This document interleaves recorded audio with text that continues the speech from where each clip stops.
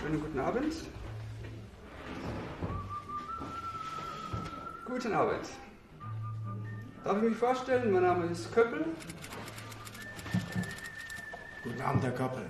Ich habe das Problem, dass überall, wo ich hinkomme, man mich nicht mehr anständig grüßt. Da kann ich Sie beruhigen. Da sind Sie leider nicht der Einzige, der nicht mehr anständig begrüßt wird. Man kommt daher und ich meine, das macht keiner mehr. Komplett verschwunden. Und das ist jetzt offenbar nicht mehr in Mode. Und jetzt frage ich mich, gibt es da etwas Adäquates? Über den klassischen Handdruck, also das klassische Händeschütteln, nicht da geht nichts. Ich verstehe ja, wenn das jetzt irgendwie schwierig ist mittlerweile, weil so, aber wenn man die nur so hochholt, zum Beispiel, so eine kleine, wenn man so einfach so sowas macht, wäre das nicht in Ordnung? Wissen Sie, wenn Sie jetzt einfach so... Natürlich. Verstehe ich voll und ganz, was Sie meinen. Aber ganz ehrlich, das ist nichts Halbes und nichts Ganzes. Ja, das stimmt. Na eben. Ich habe Sie da angespuckt. Etwas. Tun Sie mal. Okay. Warten Sie mal, ist ja kein Problem. Ein Taschentuch hat man ja immer in der Tasche. Hätte man es in der Hand, wird es ja schließlich Handtuch heißen.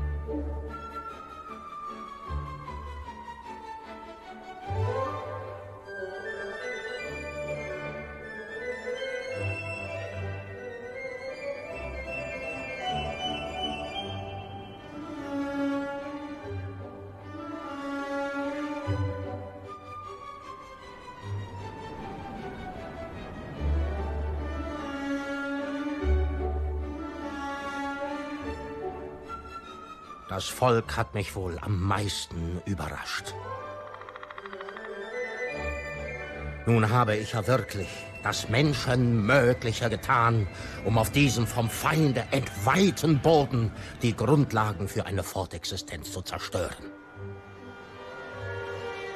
Von daher hätte es dieses Volk doch eigentlich gar nicht mehr geben dürfen.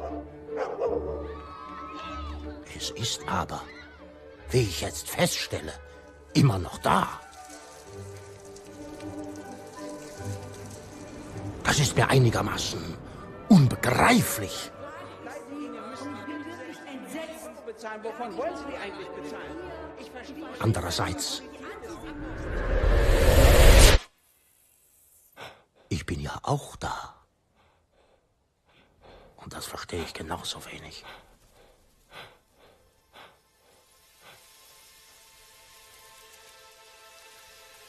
Der Feind scheint eine Ruhepause eingelegt zu haben. Über mir ist kein Feindflieger zu sehen. Kein Geschützdonner zu hören. Ein Vogel bewegt sich im Geäst eines Baumes. Er zwitschert. Er singt.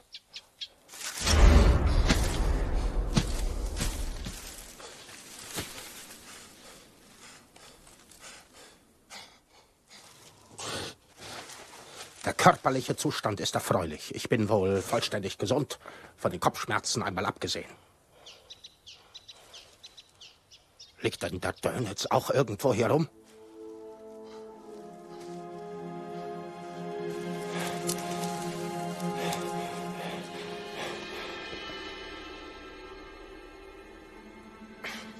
Was sind das für ein Opfer? Alles klar, Mister?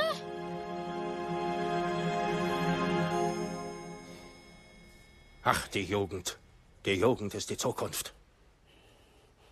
Es hat der Jugend offensichtlich die Sprache verschlagen. Ja, das ist verständlich. Es ist schließlich eine ungewöhnliche Wendung im Tagesablauf eines jungen, noch nicht vollgereiften Mannes, den Führer in unmittelbarer Nähe zu erleben. Wo ist Bormann? Wer ist denn das da? Bormann. Martin. Nie gehört. Wie sieht dann aus? Wie ein Reichsleiter. Zum Donnerwetter nochmal. Jungs, könnt ihr mal zurückkommen? Wir sind im Dreh noch nicht fertig. Ja, wir kommen.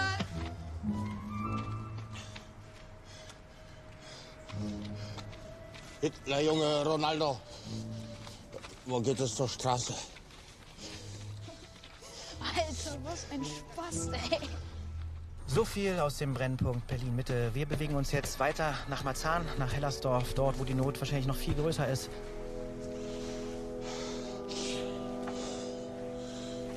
Ich muss dringend zurück in den Führerbunker. Und die anwesende Jugend kann dabei scheinbar keine große Hilfe sein.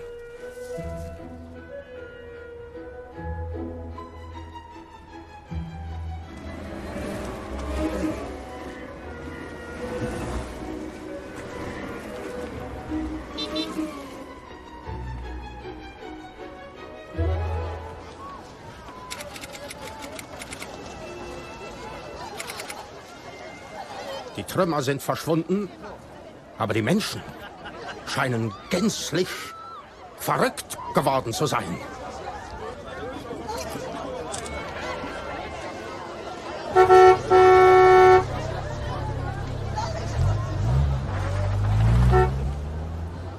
Bin ich in ein Koma gefallen und habe den Endsieg verpasst? Ich weiß nicht genug über meine Situation. Ich brauche mehr Informationen. Können Sie mir sagen, wie ich zur Reichskanzlei komme? Dringend den schnellsten Weg zur Reichskanzlei. Hitler kaputt. Was ist das? Wo? Amirati.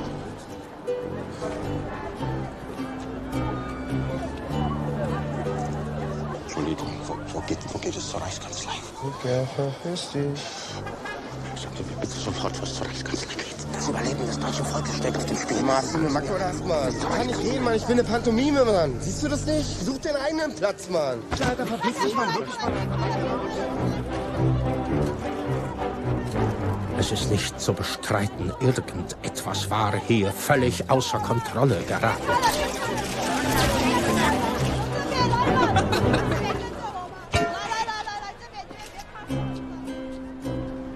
Endlich ein vertrautes Element. Na, ich warte hier. Eine deutsche Mutter mit ihrem Kinderwagen. Doch. Welches Datum haben wir? Reden Sie.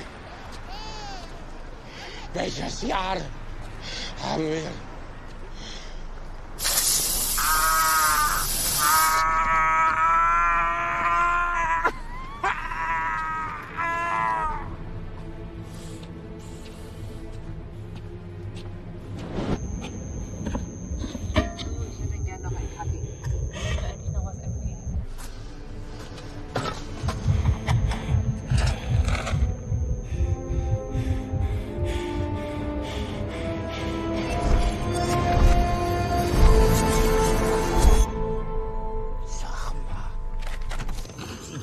Die Finger davon.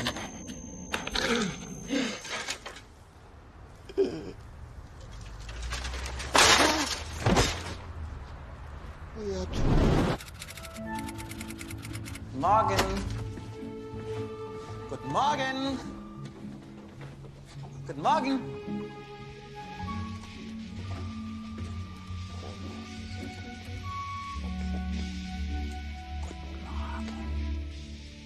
Da ist ja einer Jüte laut. Ja, na kein Wunder. Immer wenn ich sie sehe, muss ich lachen. Also vor Freude. Weil, nicht weil sie so aussehen. Wie sieht denn aus? So schwarz. Weil schwarz ist ja eher traurig. Und wenn man lacht, Oh Gott, das ist eine Ratte. Das ist Shaggy. Sie können doch nicht eine Ratte ins Büro bringen. Nicht so laut, das ist doch nur heute, weil sie nachher noch zum Tierarzt muss. Die ist auch noch krank. Aber die hat einen Schnitt. Oh Gott. Oh, die ist schwanger. Wieso? Na, dieser dicke Sack da, der Bauch, der Sack. Das sind die Eier. Die Ratten legen Eier. Ein Sender ist wie ein Schiff. Das kann Unwetter und Stürme und Flauten nur überstehen mit einem guten Steuermann. Inzwischen hat Christoph Sensenbrink als Stellvertreter diese Abteilung ganz hervorragend geleitet. Jetzt brauchen wir, jetzt brauchen wir eine Dauerlösung. Meine Damen und Herren, der neue Geschäftsführer, Katja Bellini.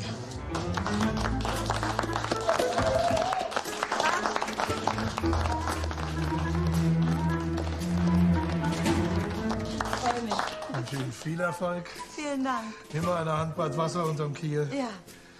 Und machen Sie nicht zu viele Fehler.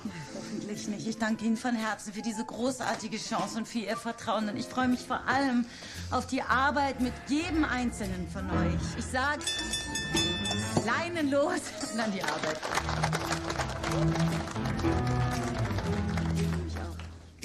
Was sagst du?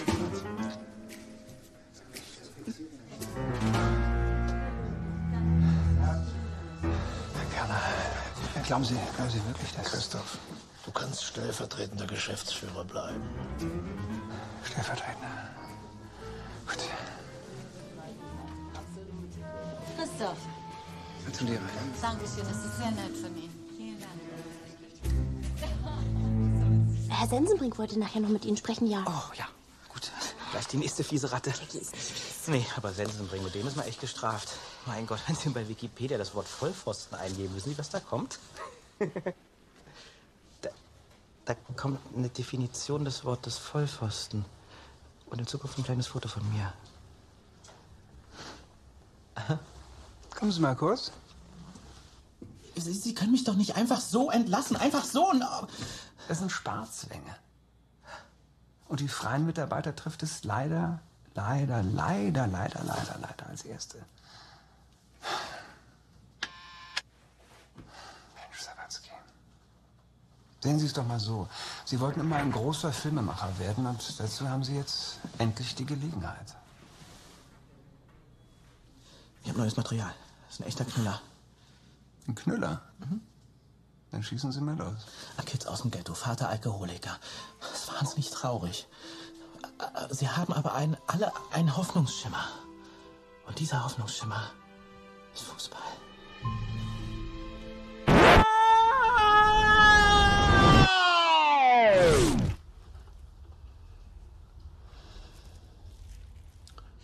Geht's wieder? Welches Jahr haben wir? 2014. Was dachten Sie denn? Wir sind 45? Ich muss... Nee. Sie sitzen. Ist das eine Entführung? Ja.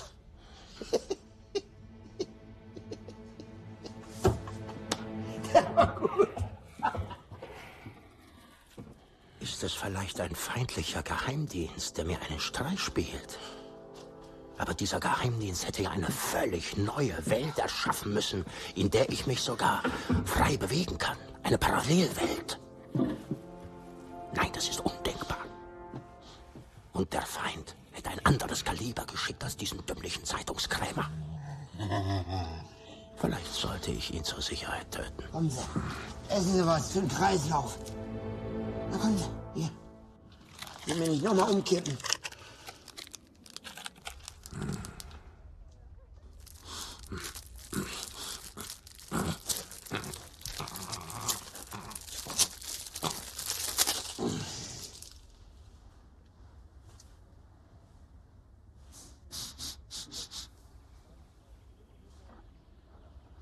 Industriell verpresstes Korn. Sind denn die Versorgungsengpässe mit Brot immer noch nicht behoben? Drehen Sie hier? Irgendwo? Drehen? Ja, so Fernsehen oder Dokumentation, irgendwas. Laufen Sie immer so rum? Eigentlich schon, ja. Und das ist erstaunlich süß. Ist ja Wahnsinn. Ihre ganze Haltung. Man könnte ja denken, Sie wären's. Ich werde... Was? Der Führer. Ich bin der Führer. Sie sind ja wahnsinnig.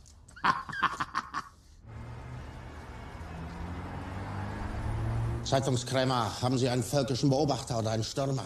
Nee, schon länger nicht mehr. Gut, dann wäre ich als Erster auch mit einem Panzerbär zufrieden. Die sind ja fast alle türkisch hier. Ja, ich habe viele türkische Kunden. Türken in Berlin? Das ist ja bemerkenswert. Hat das Osmanische Reich es also geschafft, den Krieg zu wenden? Eine solche Leistung hätte ich den Türken gar nicht zugetraut. Ja. Ist unser Leben vorbestimmt? Wer bestimmt unser Schicksal? Tja, das will ich auch mal gerne wissen. Das hätte ich mir auch nicht träumen lassen, dass das Schicksal Sie eines Tages mal hier bei mir reinschneiden lässt. Was sagen Sie? Naja, das ist das Schicksal. Das ist es. Das Schicksal. Die Vorsehung. Wen sonst hätte die Vorsehung zurückholen sollen? Die Vorsehung also. Sie trug mir auf, meinen Kampf fortzuführen. Also mein Schicksal ist ja nun auch nicht so einfach. Ruhe! Und der erste Schritt hierbei ist doch stets die Informationsbeschaffung. Material hierzu gab es ja genug in einem Zeitungskiosk. Nun, allem Anschein nach wurde ich für tot gehalten. Und in den letzten Jahrzehnten hat eine Vielzahl von Dilettanten erfolglos versucht, der Bevölkerung mein Wirken begreiflich zu machen. Der gesamte Krieg ist wohl nicht gewonnen worden. Der Russe hatte das Land mit dem Westen geteilt, wie Polen mit uns. Die Leitung der sogenannten Bundesrepublik obliegt aktuell einer klobigen Frau mit der Ausstrahlung einer Trauerweide. Diese Matrone hatte sich mit den bayerischen Gemütstrinkern zusammengetan, einer erbärmlichen Kopie des Nationalsozialismus. Angesichts der SPD trieb es mir die Tränen in die Augen. Paul Löbe, Friedrich Ebert, Otto Wels. Lumpen ganz gewiss, aber Lumpen von Format. Freiheit und Leben kann man uns nehmen, die Ehre nicht. Heute wurde die SPD von einem penetranten Wackelpudding und einer biederen Masthenne geleitet. Stricken für den Wechsel. Einziger Lichtblick ist eine wunderliche Partei, die sich die Grünen nennt. Es kam nach dem Krieg durch eine gewaltige Industrialisierung zu erheblichen Schäden an Land, Luft, Boden und Menschen. Dem Schutze der deutschen Heimat nun hatten sich diese Grünen verschrieben. Richtig so. Ihre Ablehnung der Atomenergie wegen ein paar Zwischenfällen war natürlich Unfug. Man kann doch nicht auf waffenfähiges Uran verzichten.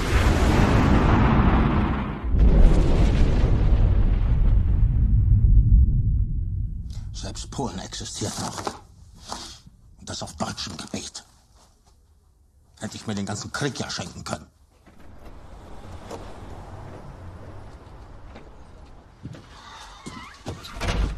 Also,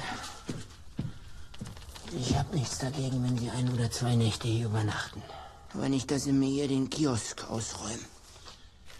So, jetzt hören Sie mal. Sehe ich aus wie ein Verbrecher? Sie sehen aus wie Adolf Hitler. Eben.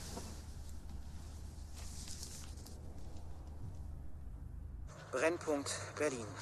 Wo die Kinder sicherlich andere Nöte haben als Misogyse, aber sie haben meinen Hoffnungsschein. Der Hoffnungsschein. Mama! Fußball. Ihr spielt einfach weiter. Könnt ihr vielleicht einen Tick weiter? Genau.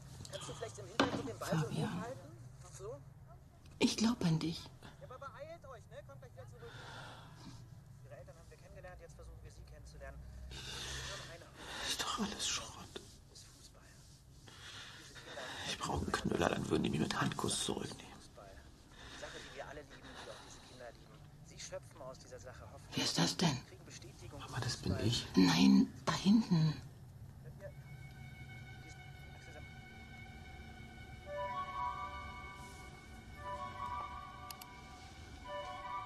Er sieht doch aus wie Hitler.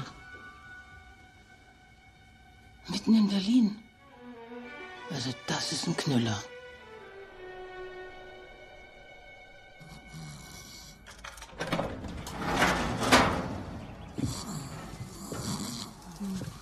Was ist denn in der Luft hier?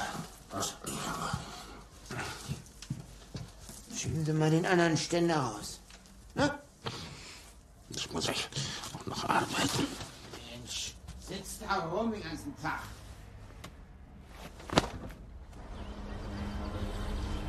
Gestern habe ich noch die 12. Armee verschoben. Heute sind es Zeitungsständer. Sagen Sie, sehen Sie, dass der hier so stinkt? Boah, ehrlich, das müssen Sie mal den in die Reinigung bringen.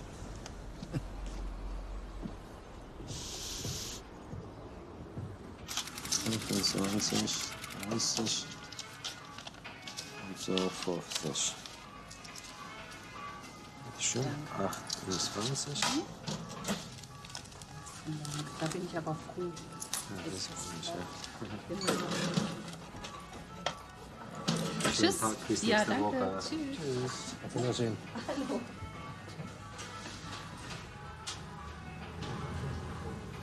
Hallo. Guten Tag. Guten Tag. Ich möchte meine Uniform reinigen lassen. Okay. Sag ich. Oh, es stinkt wie Fuchsbau. War das alles aus? Ja, alles. Muss alles gereinigt werden. Ja.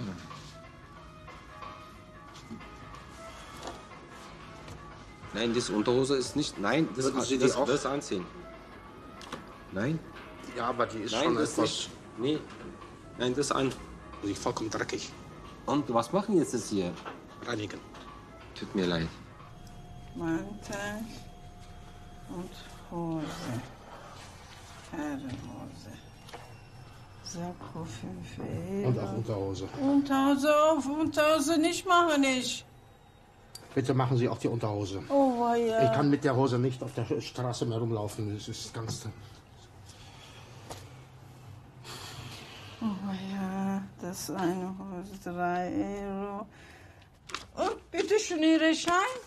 Ja. Morgen, welche Uhr kommt? Sie sind? Was? Welche Uhr kommt? Morgen. Welche Uhr kommt? Ja.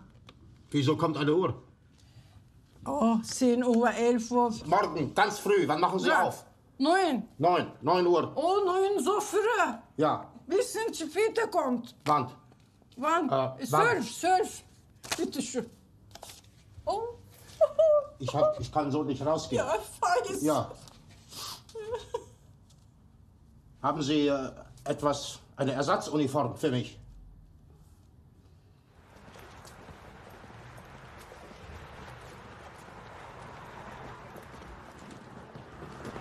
Kommen Sie! Was ist los? Kommen Sie! Wer ist er? Hier, Wer ist das? der junge Mann. Er hat den ganzen Morgen alles hier abgesucht nach ihm. Vom Fernsehen, Privatfernsehen. Kann man doch so sagen, oder? Ja, natürlich. Sawatzki, Fabian. Hitler, Adolf. Groß Deutsches Reich. Super, Ihr Manager sagte mir, dass Sie ein Programm haben. Natürlich habe ich ein Programm. Na, dann lassen Sie mal was hören. So um 5:45 wird zurückgeschossen. Sowas?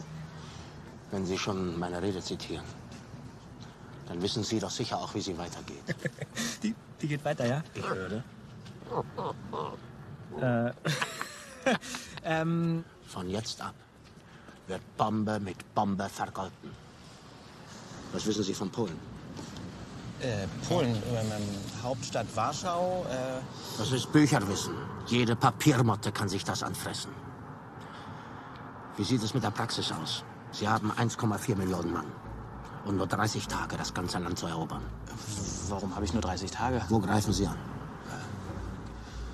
Und was tun Sie, damit der Rumäne stillhält? Der Rumäne? Oh, pardon. Wen schert der Rumäne? General Sawatzki. Der schaut nicht links, der schaut nicht rechts, der marschiert einfach drauf los. General Sawatzki marschiert einfach los. Der Pole ist ja ein leichter Gegner. Aber was ist denn das? Plötzlich hat unsere Armee lauter kleine Löcher im Rücken. Und aus diesen Löchern, da rinnt und quillt das Blut der deutschen Helden. Hat unser General etwa das polnisch-rumänische Militärbündnis vergessen? Sie, Sawatzki, Sie finden für keine Armee der Welt den Weg nach Polen. Sie finden ja noch nicht mal den Weg in Ihre eigene Uniform. Ich hingegen, ich weiß jederzeit, wo meine Uniform ist. Und zwar in der Reinigung. Entschuldigung. Also, damit haben Sie mich jetzt wirklich abgeschossen. Die Nummer war vorbereitet, oder? Ja, natürlich. Wir hatten das seit Juni alles komplett durchgeplant. Das merkt man. Das ist... Was für ein Glück, dass Sie mir begegnet sind. Ich meine, das ist meine Chance. Das ist Ihre Chance. Ich bringe Sie ganz groß raus. Sie marschieren durch das moderne Deutschland und ich begleite Sie mit der Kamera dabei. Die Idee gefällt mir. Sagen Sie, Ihre Uniform, Die haben Sie aber bis morgen zurück, oder? Ja, natürlich. Gut. Das ist schließlich eine Blitzreinigung. Oh Gott. Blitz! Oh Gott. Es tut mir leid. Das ist total peinlich jetzt. Es tut mir wirklich leid. Du hattest komplett recht. Der ist wirklich sensationell. Und der spielt es gar nicht, sondern der ist es einfach. Von wem redest du jetzt? Von Adolf Hitler. Ah ja, schön. Das Einzige, was mir fehlt, ist Geld. Es muss auch gar nicht viel sein, aber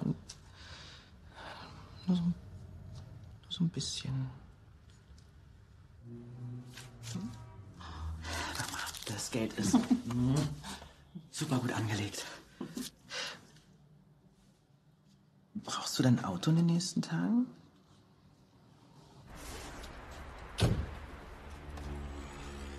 Das ist das Fahrzeug?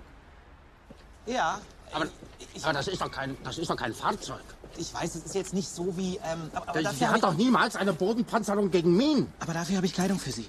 Sawatzki, Sie Elender, dafür sollte ich Sie an die Wand stellen lassen. Was lachen Sie mich an? Finden Sie das lustig? Es sind Momente wie diese, in denen ich meine schöne SS am schmerzlichsten vermisse. Gehen wir. Entschuldigung. Die Zeitung müssen Sie noch bezahlen und die Schokoladen um 26,40 Euro. 26 Euro. Sie haben Ihrem Vaterland einen großartigen Dienst erwiesen. Von dieser Sternstunde Ihres Daseins werden Sie noch Ihren Enkelkindern erzählen. Und das ist unbezahlbar. Leben Sie wohl.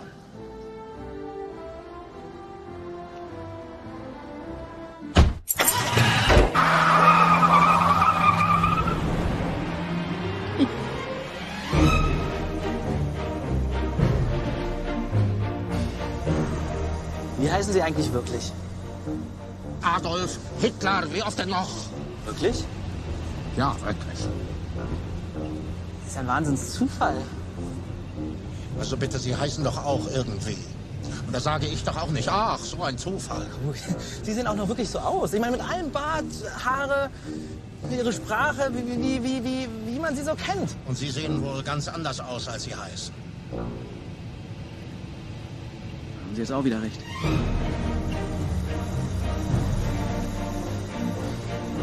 Der Führer im Norden Deutschlands, hier an den Wind- und wellenumtosten Klippen von Sylt. Da steht er, der Führer, schaut aufs Meer, denkt vermutlich an England. Wenn Leute kreativ überfordert sind, kommen sie mit den fragwürdigsten Vorschlägen. Sawatzki wollte Beiträge drehen wie der Führer besucht die Sparkasse. Oder der Führer am Meer, am liebsten noch in Badehose. Goebbels hätte sich im Grab umgedreht. Ist irgendwas mit dem Fernseher nicht in Ordnung?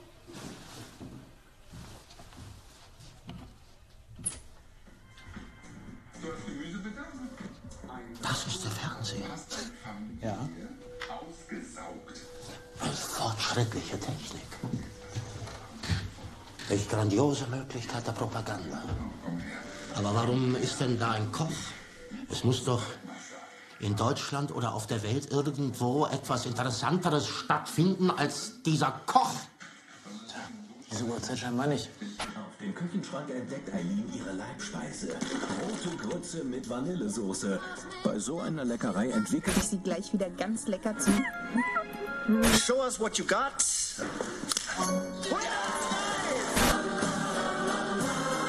Die Blutwurst wird dann... Und das auch noch mit meinem besten Kumpel. Scheiße, ich hab mir erhofft, ein bisschen Sex zu haben, aber war ja wohl nicht. Dann habe ich Ihnen an diesem Nachmittag mit meinen Anwälten gedroht, Da wenn wird ich... himmelschreiender Blödsinn geredet und die Gerichtsmatrone da, die nickt eifrig dazu und das mit völlig ernstem Gesicht. Ich bin froh, dass Goebbels das nicht mehr mitbekommt. Auch Sie haben sich von meiner Frau schmieren lassen. Da kriegt man ordentlich Lust, einmal mit einer 8,8 Flagge dieses gesamte versammelte Gesindel hineinzuhalten. Für mich war jetzt klar, welches Thema ich in Sawatzkis Fernsehbeiträgen behandeln würde. Politik. Wir fahren durch das ganze Land und befragen die Leute zu den Themen, die so herrschen und wo ihnen der Schuh am meisten drückt. Ach so.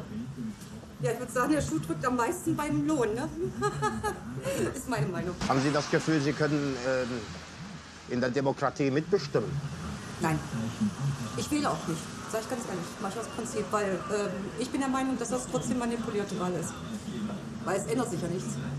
Ich komme aus dem damaligen Osten und bei uns war das ja sowieso, wir mussten ja das Kreuzzeichen machen, wo es hinkommt. Und ich bin der Meinung, dass es hier nicht anders abgeht, dass die Kreuze dann irgendwo von jemand anders noch nachträglich gemacht werden. Muss ich ganz ehrlich sagen. Ja, es hat auch jeder Angst, darüber überhaupt zu sprechen. Ja. Ich finde zum Beispiel ganz viele Man Leute... darf ja auch nichts sagen. Wenn ich hier mal zum Beispiel was sage, es wird ja gleich als ausländerfeindlich ausgelegt. Ja. Und die Kinder, die Ausländischen, die benehmen sich hier wie Olum, ganz ehrlich. Ja. Also die schmeißen hier Sachen vor die Scheiben, was weiß ich nicht. Sage ich dann was, dann muss ich ja noch Angst haben, dass die Eltern hier anstehen und mich abstechen. Richtig, ich werde mich darum kümmern. Darf ich von Ihnen ein Foto machen? Aber natürlich. Kommen Sie Mein her. Name ist übrigens Annette. Mein Name ist Adolf. Ich grüße Sie. Ich hatte nichts anderes erwartet. Die Demokratie hatte in den Jahrzehnten meiner Abwesenheit nur geringe Spuren in den Köpfen hinterlassen.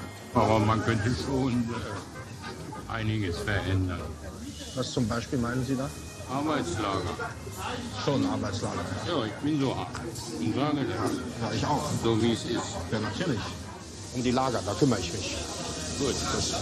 Das mache ich. Ich helfe dabei. Wir haben das in etwas kleinerem immer auch schon in Deutschland das Problem. Und was sehen Sie da für Probleme in Deutschland? Ja, alle die Badleute, und die da verdächtig sind, die müssen rausgeschmissen werden. Wohin auch immer. Dann sollen sie runtergehen. Und Sie können ja wieder nach Hause gehen. ja, die sind ja teilweise von hier, aber trotzdem soll sie weg. Ja, aber dahin, wo sie herkommen. Wo sie hinwollen, da soll sie dann auch bleiben. An welche denken Sie da speziell? Ja, an diese Salafisten. Die Salafisten? Ja, weg. Es gab eine stumme Wut in der Bevölkerung, eine Unzufriedenheit mit den Zuständen, die mich an 1930 erinnerte. Nur, dass es damals dafür noch nicht dieses treffende Wort gab: Politikverdrossenheit. Wer den Mensch kennt, liebt die Tiere. Das ist richtig. Wo sehen Sie die Probleme in Deutschland? Dass immer mehr Ausländer hereinkommen, das finde ich nicht so schön. Aber ändern können wir kleine Menschen ja eh nichts. Aber wenn sich viele kleine Menschen, kleine Männer und kleine Frauen zusammentun und einen starken Großen wählen, dann könnte man natürlich etwas verändern. Das ist richtig. Diese Vermischung der Rassen, die passt auch nicht zusammen. Und das sieht man in dem Schäferhund. Das ist ein rein Rassiger. Richtig. Und wenn Sie den Schäferhund jetzt mit einem Dackel mischen, was kommt dann dabei raus? Ein Schäferdackel. Und wie sieht das aus? Lustig. Und jetzt stellen Sie sich mal vor, es würden sich zwei Schäferdackel miteinander paaren. Da kommt doch nie wieder ein Schäferhund raus. Da ist doch der Schäferhund dann vollkommen verloren. Richtig. Die Rasse ist doch weg. Ja. Und das ist doch das, was gerade in Deutschland passiert. Genau. Der IQ-Quotient, der aus Afrika, wir reden jetzt nur Afrika, Ja. der hier nach Deutschland rüberkommt, beträgt im Schnitt zwischen 40 und 50. Hier in Deutschland hatten wir es schon mal über 80 gehabt. Sie meinen, der Intelligenzquotient, der lag früher mal bei 80? Bei 80 und teilweise noch drüber. Hier in Deutschland, ja. Und wo liegt er jetzt? Ich denke mal, der IQ liegt aber ungefähr bei maximal 60%. Maximal. Aber je mehr Ausländer hier reinströmen, je niedriger wird er umso niedriger wird der IQ. Wird er ja. Da haben Sie recht. Das muss man so sehen. Eins sage ich Ihnen, und das schwöre ich Ihnen, ich lasse mich für mein Vaterland schießen, wenn es sein muss. Es reichte ein paar Stichworte wie einen Köder auszuwerfen. Und schon zappelten sie an der Leine. Da denke ich mal an Ebola. Ja, das gab es bei uns vorher nicht. Und jetzt kommen so viele da hierher. So, und jetzt gibt es bei uns den ersten Ebola-Tod. Ja, selbstverständlich. Ja, was glauben Sie, wie das alles rüberschwappt? Ja. Nur weil wir Deutschen den Mund nicht aufmachen dürfen, weil uns immer noch etwas anhängt? Da muss ich Ihnen ehrlich sagen, das ist nicht meine Meinung. Da bin ich ganz konsequent. Bin kein Radikaler. Aber ich werde mich immer auf die rechte Seite stellen. Immer. Die machen Rue, die Marotte, die stecken sich das Geld selber in die Tasche. Und mich wundert, dass nicht schon längst Millionen von Leuten wie Sie hier mit Fackeln und Heugabeln vor diese parlamentarischen Schwatzbuden ziehen und sagen, was macht ihr mit unserem Geld? Aber der Deutsche an sich ist nun mal kein Revolutionär. Würden Sie mir auch folgen? Ja, jetzt ist schlecht. Ich muss ja arbeiten. Wie ist Hitler eigentlich damals auf diesen Berg gekommen? Der Krieg. Ich musste ihn stutzen, damit er in die Gasmaske passt. Und wie sah der vorher aus? So ein großer wilhelminischer Backenbart. Der Skiherr. Genau. Ja. Und so einen hatten Sie auch? Ja, natürlich. Dann kam der Gasangriff und dann habe ich ihn gestutzt und dann passte er gut in die Gasmaske rein. Das haben Sie sich gut überlegt. Wissen Sie was? Wir besorgen Ihnen jetzt einen Hund. Richtig, Sawatzki. Einen schönen großen Schäferhund. Ja, genau. Können die noch was anderes als laufen? Ja, die können Sitz machen, hinlegen. Aber ich züchte ja hauptsächlich Hunde für Familien, weil ich sage, meine Hunde sind meine Kinder. Ein Sorgenkind. Ich sage ja, ich habe sie gefunden, gepflegt und gehegt. Ja, eigentlich doch ganz niedlich, das kleine Viech. Na komm mal hier zum Onkel, du Kleiner, süßer, du. Der Onkel hat immer die Hunde sehr lieb gehabt. Ja, du bitte. Ja, darum heißt die das, Sweetie. Könnten wir so einen Hund denn ausleihen? Ausleihen? Ausleihen.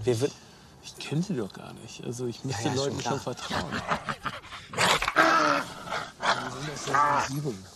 Ja, aber wir würden uns wirklich total drum kümmern. Der ist wirklich tierlieb. Der kennt sich mit Tieren aus, der liebt Tiere, der geht auf sie ein und die mögen. Total. Das spüre ich, wenn wir unterwegs sind, dass sofort die Tiere so auf ihn zukommen und ihn. War das nötig? Ja, musste das sein? Ja, das war die einzige Sprache, die er verstanden hat. Geben Sie mir die Waffe. Nein, das ist meine Geben Waffe. Sie mir die Waffe mit der Waffe. geladenen Pistole hier rumlaufen. Weil man kann es doch mit diesem Method Acting auch wirklich übertreiben. Die behalte ich jetzt. Was ist denn das für ein Lärm?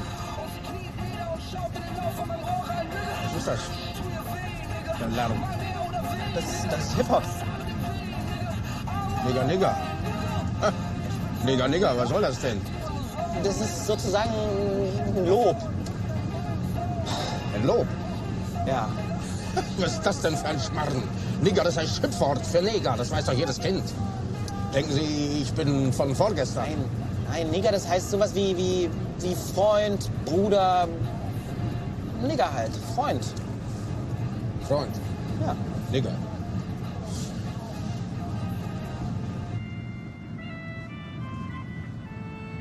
Hey, Nigger. Ah! Oh! Wie geht's dir, Ja, Nigger? tun Sie das weg, hören Sie auf, bitte. Warum? Oh, ist das eklig. Wieso, was ist denn los, Aber Nigger? nein, tun Sie ab!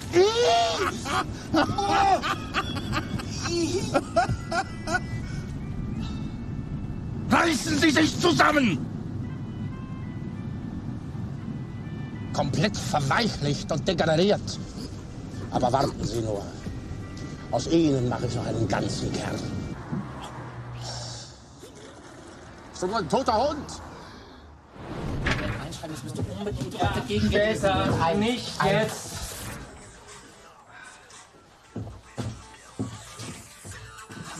Diese Scheißausfliegen. Sawatzki, was ist denn noch? Hallo, grüße Sie, ich bin hier gerade am Drehen. Es wird ein riesen Knaller. Tschüss.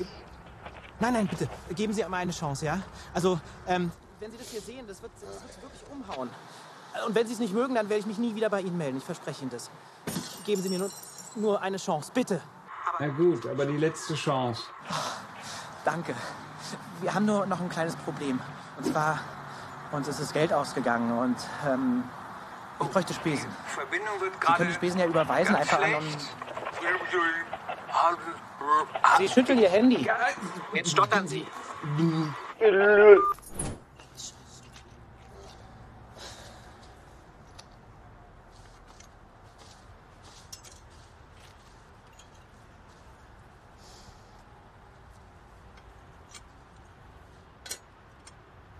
Was haben die da gemacht? Da war eine blöde Fliege. Ich wollte die Fliege treten. Das ist das Auto meiner Mutter. Sind Sie völlig geisteskrank? Wir haben eh kein Geld. Was soll man jetzt machen? Jetzt seien Sie doch nicht so ein Jammerlappen, Sawatzki. Was glauben Sie, was aus mir geworden wäre, wäre ich nicht in die Politik gegangen? Maler.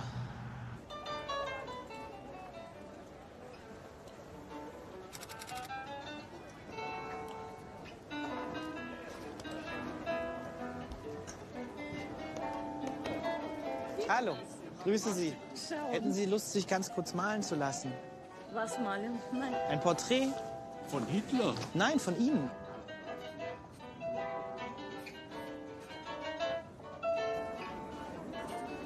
Ich bin fertig.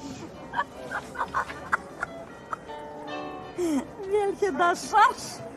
Karikatur? Das passt zu Ihnen.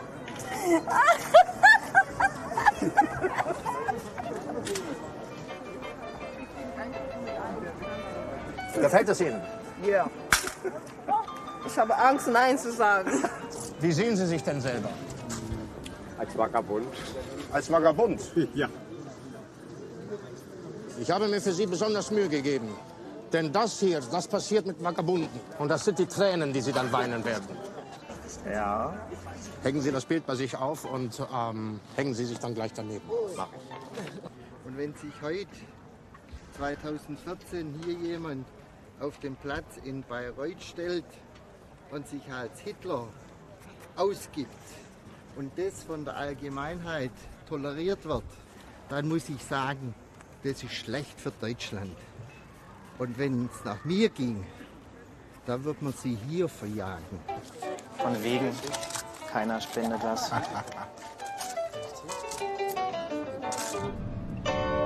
Sind Sie eigentlich verheiratet, Sawatzki? Nee. Das habe ich mir gedacht. Was soll das jetzt wieder heißen? Nun, um Frauen zu gewinnen, da braucht man Mut. Und Mut, das ist ja genau das, was Ihnen fehlt, Sawatzki. Frauenherzen, die gewinnt man nicht durch Zögern und Zaudern. Sondern man muss alle Kräfte massieren. Und dann, Sawatzki, dann Attacke. Dann schreiben Sie doch so einen Ratgeber à la Hitler. Mein Kampf mit meiner Frau.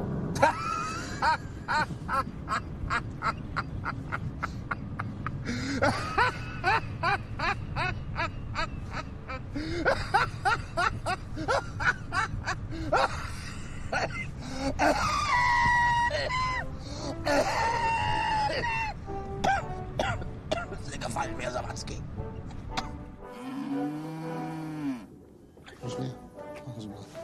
Lassen Sie mal den Zaun an. Das trauen Sie sich nicht. Kommen Sie her, fassen Sie an. Au! Oh!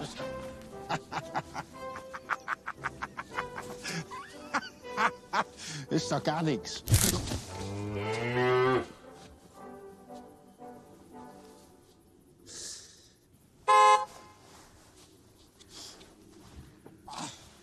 Ich habe nichts gespürt.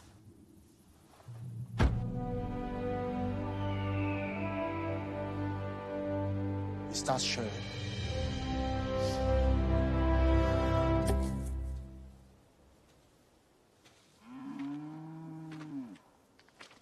In den 30er Jahren müssen Sie mich ja noch erlebt haben. Ja, ich habe es nämlich gerade kennt, den Herrn Kennedy.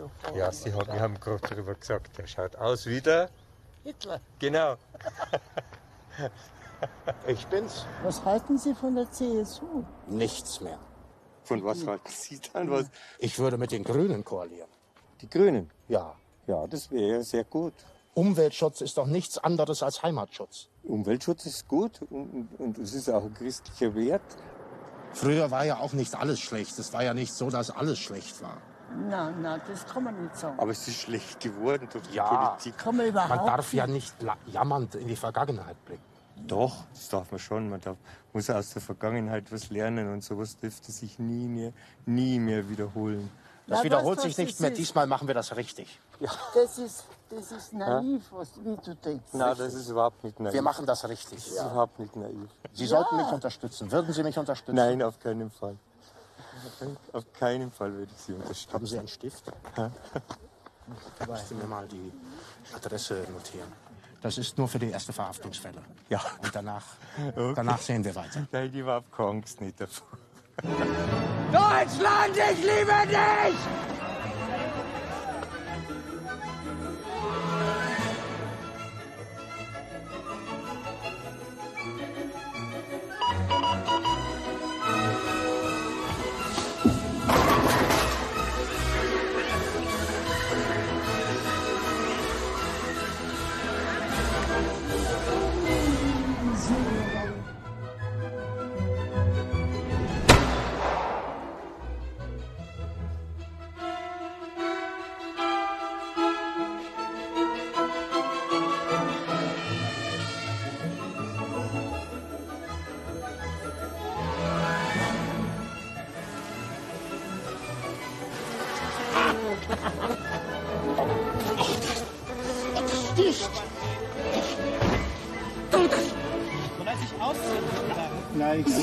Das brennt! Es wird gleich. Deutschland! Deutschland! Scheiß Deutschland, ey. Scheiß Nazis hier alle. Scheiße. Lasst euch sowas gefallen! Bringt ihn auf, da an den Baum! So, das passiert mit den Volksparasiten, das kriegst du von mir. Hier mit Deutschland! Lasst euch das nicht gefallen! Geht's hin!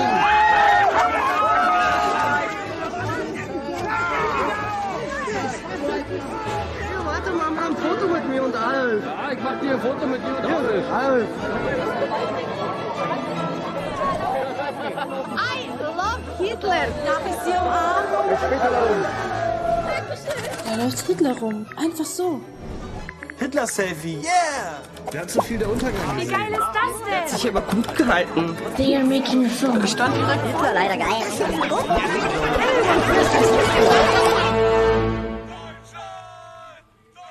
Sawatzki, Sie machen mir wirklich, wirklich Angst. Aber dieser Clip hat schon über 1 Million Klicks. Wie viele? Ich habe ihn gerade ins Netz gestellt. Über 1 Million. Und ich habe noch viel, viel mehr Material. Das kann nicht stimmen. Doch. Das ist mutig. Das ist provokant. Swam! Entschuldigung, in your face. Also in ihr jetzt. Es tut mir leid. Wie finden Sie es? Haben Sie darüber schon mit irgendjemandem hier im Sender gesprochen? Nein. Gut, dann sollte das auch so bleiben. Geben Sie mir den Kontakt und das Material. Ja, aber nicht nötig. Er ist schon da. Wer? Adolf Hitler. Guten Tag. Sinsen. Brink. Guten Tag. Sawatzki, kommen Sie bitte mal. Das ist doch kein Zirkus hier. Jetzt noch mal ganz langsam für unsere Steinmetz-Freunde zum Mitmeißeln. Ja, Sie schnappen sich jetzt Ihren Knallchargen da und machen sich hier vom Acker. Herr Hitler, nicht da rein! Gott. Herr Hitler, Sie können doch nicht einfach... Entschuldigung, der ist hier einfach Ich bin wirklich so verzweifelt. Nicht. Ich denke, Sie haben recht. Womit? Die Lage ist verzweifelt. Lassen Sie uns gemeinsam Deutschland retten. Nee, ist klar. Super Idee. Komm, Adolf, die Vorstellung ist vorbei. Komm, komm. Warten Sie bitte. Aua! Wie wollen Sie denn Deutschland retten? Trinken Sie gerne Kaffee? Ab und zu?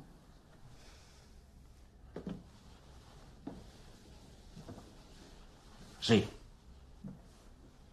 Trinken Sie gerne Kaffee? Ja.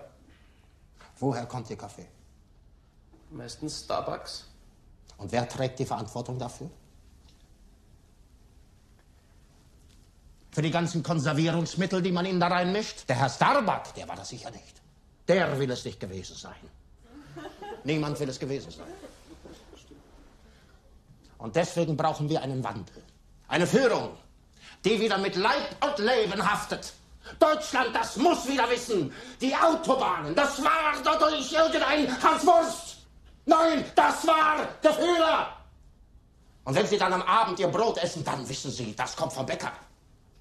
Und wenn Sie dann morgens in der Resttschechei einmarschieren, dann wissen Sie, das kommt vom Führer.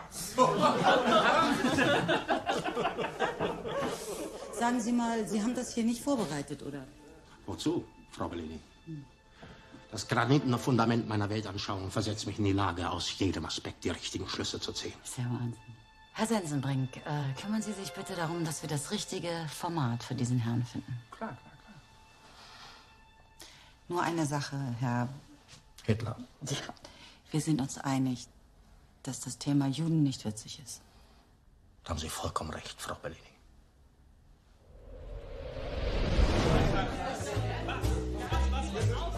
Ich habe nur wenige Paradefrauen in meinem Leben kennengelernt.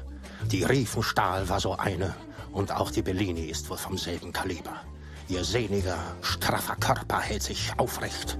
Sie ist aufmerksam, stets bereit zur richtigen, raschen Reaktion, wie eine lauernde Wölfin.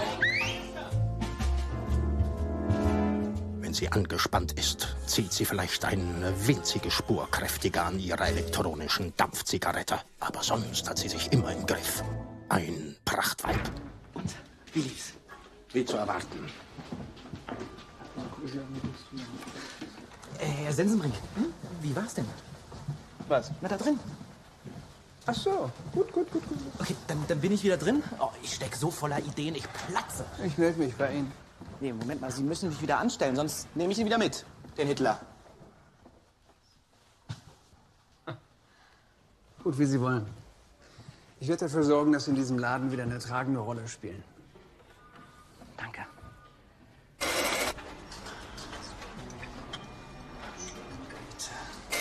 Herr Sensenbrink meinte es nur temporär, bis hier in der Redaktion wieder eine Stelle frei ist. Aber ich muss schon sagen, dieser neue Comedian ist echt der Hammer. Ich muss wirklich aufpassen, dass ich nicht denke, dass das der echte ist. Ja, ich weiß. Und Sie haben ihn entdeckt? Ja. Würden Sie mal irgendwie mit mir einen Kaffee trinken gehen? Aua. Tut mir leid. Also immer wenn ich Sie sehe, dann... Wissen Sie, was ich meine? Nee, Herr Sawatzki. Aber wenn Sie ein Date wollen, kein Problem. Und ihr seid also so Freunde von Franziska? Sieht so aus. Und seid ihr auch so Gruftis? Oder Gothics? Oder wie nennt man sich? Nein, wir sind Satanisten. Schön.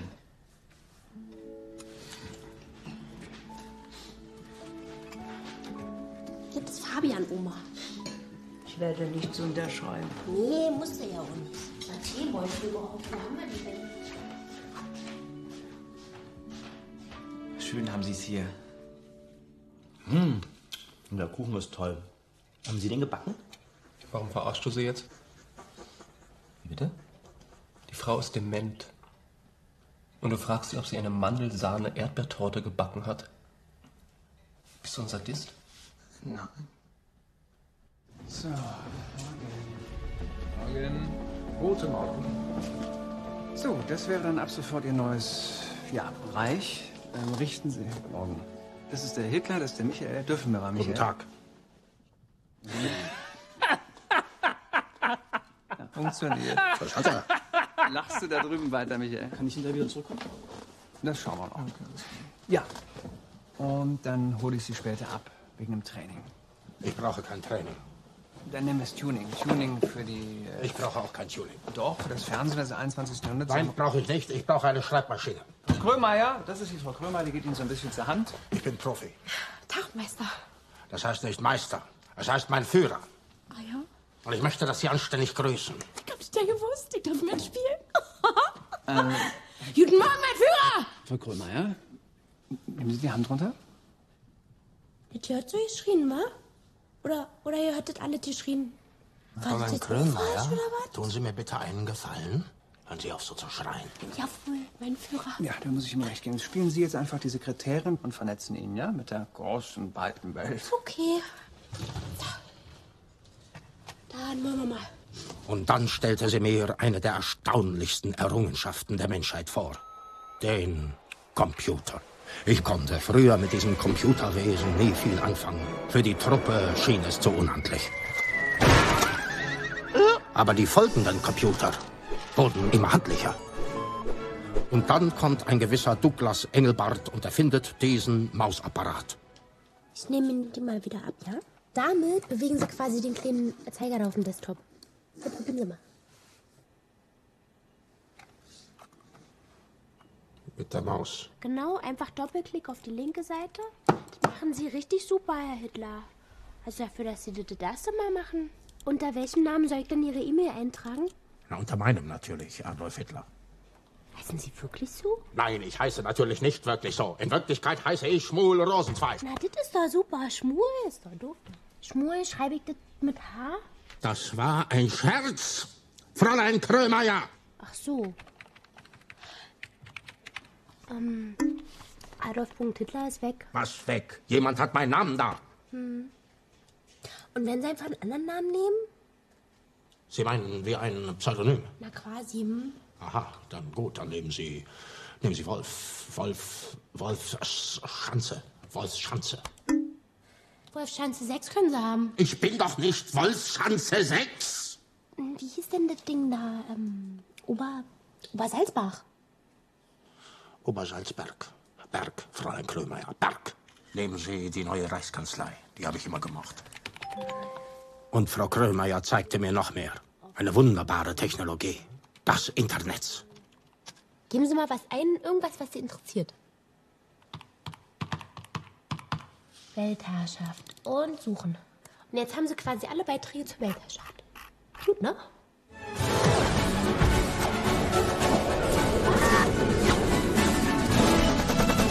Oh. Also dieses Wikipedia. Da sieht man ja schon im Namen den Erfinderreichtum der Arier. Pedia wie Enzyklopädie und Wiki wie das Forscherblut der Wikinger.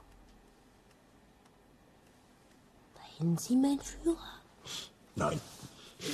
Mir kommen auch gleich die Tränen, Mensch. Gestalten wie diesen Sensenbrink kenne ich zu Genüge. Sensenbrink hofft, er wäre ein Erfolgsmensch. Doch er ist nur ein Erfolgsbegleiter. Und weil er das ahnt, fürchtet er den Augenblick, in dem deutlich wird, dass der Erfolg nicht nur nicht der seine ist, sondern nicht einmal von seiner Begleitung abhängt. Das kann nur schief gehen. Hitler in der Primetime. Steckt uns ja gleich der Zentralrat aufs Dach. Ja, Zibeline ist dir über. Na, wart's mal ab. Ich steck den Hitler nämlich in die krasse Altersshow. Das Feuilleton. Nicht auszudenken, der Shitstorm, der da losgetreten wird. Die Hitler-Nummer. Durch der Katja Bellini. Endgültig das Gesicht. Asylanten und Zigeuner, Minderheiten, finde ich super. Juden, Ausländer, Homosexuelle und KZs. Das finde ich jetzt erstmal sehr spannende Themen. Da wird mir ja sogar was einfallen. Jetzt würde ich mir von Ihnen wünschen, dass Sie sich Gags ausdenken, One-Liner. Aber soll das dann irgendwie positiv, also so gebrochen sein, ironisch, oder was? Verstehe ich jetzt nicht, was da rauskommen soll. One-Liner, es soll witzig sein. Rassistische Witze sind rassistisch, das ist schon klar. Mhm. Finde ich gut. Sie finden Rassismus gut? Wenn jemand das Thema Rassismus zu seinem eigenen macht, dann wir. Also um glaubwürdig zu sein, muss er das ja machen. Sehr gut, sind wir schon mittendrin. Was ich damit nur sagen will, es gibt keine Denkverbote, es gibt keine roten Linien. Und wenn Sie in sich eine rote Linie spüren, lade ich Sie herzlich ein, über diese Linie hinüberzugehen.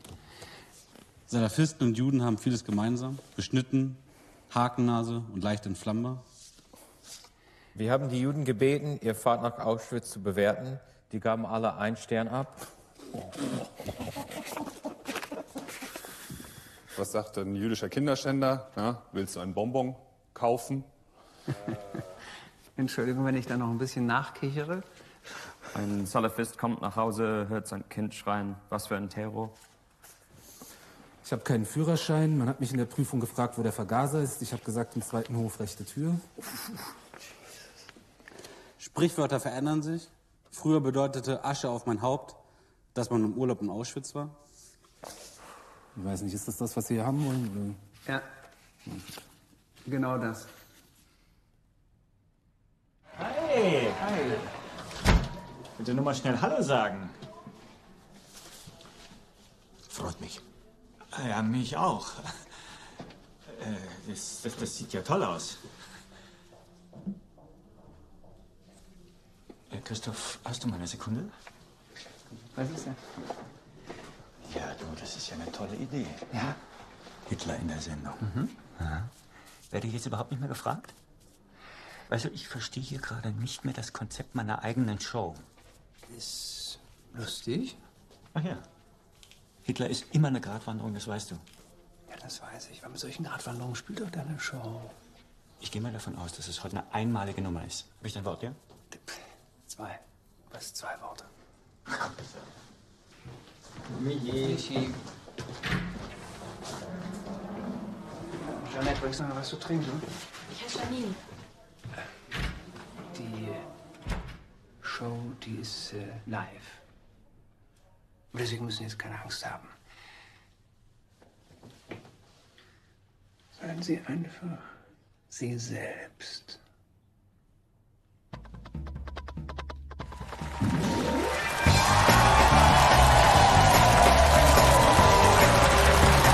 Die Sendung Krass Alter entspricht allem, was ich bis daher von ihr gehört hatte. Witzigmann trat in verschiedenen Kostümierungen auf, um in der Gestalt eines schwarzen US-Präsidenten, einer Muslimin oder sonstigen Minderheit aktuelle Politik zu gespielten Bühnenwitzchen zu verwursten. Mach ich gerade erotische Diät. Morgens Apfelmus, mittags Pflaumenmus, abends Orgasmus. Die Übergabe sollte mit einem festen Satz erfolgen, den Witzigmann auch anstandslos aufsagte. Meine Damen und Herren, jahrzehntelang war er in der Versenkung verschwunden. Jetzt ist er wieder da. Begrüßen Sie mit mir Adolf Hitler. Alles oder nichts, jetzt geht's los.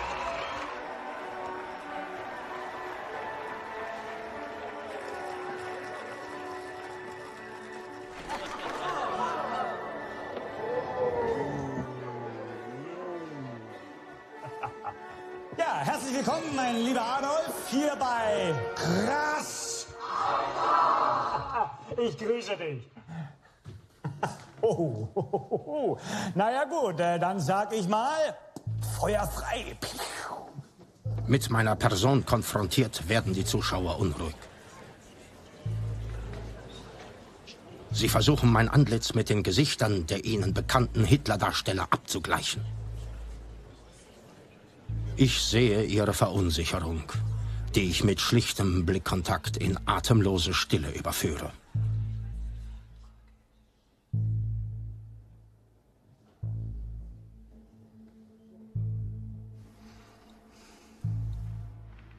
Ist das Teil der Nummer? Also, nicht in der Länge. Oh Gott, vielleicht hat er einen Blackout. Eine Assistentin versuchte mir ein Zeichen zu geben, als hätte ich meinen Text vergessen. Mir war klar, dass in Anbetracht der scheinbaren Ereignislosigkeit der Dilettant Witzigmann zu schwitzen begann.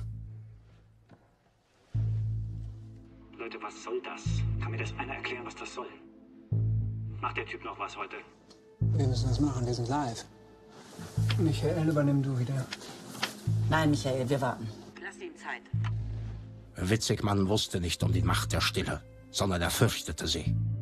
Ich ließ die Luft in meine Lungen strömen und gab der Stille einen Klang.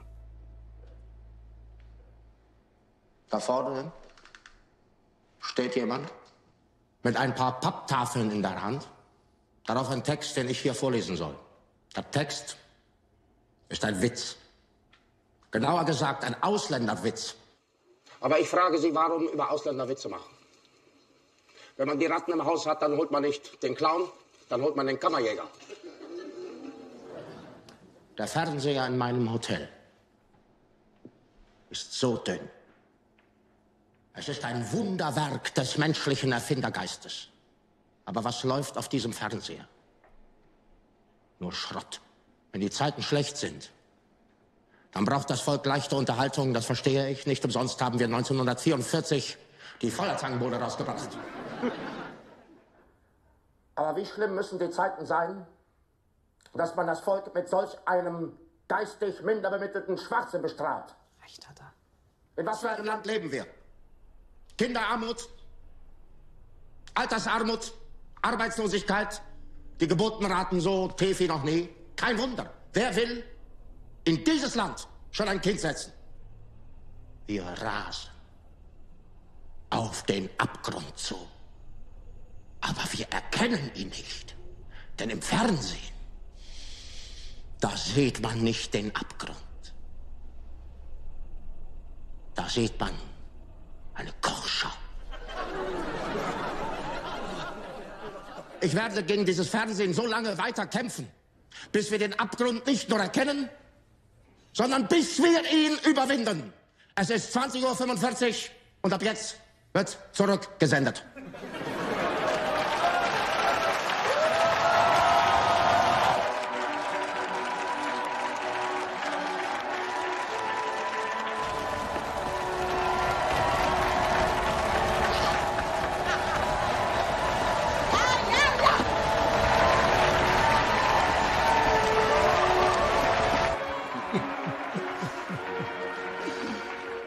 Schön spät. Ja.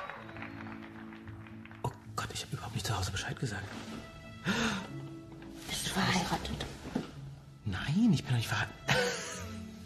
Nein, ich wohne bei meiner Halt noch mal. Mitbewohner. Ehrlich gesagt bei meiner Mutter. Wenn Sie hier übernachten? Ja. Auf dem Sofa. Ja. Aber anfassen ist... Nein, ich würde dich nie anfassen. Wer redet denn von nie?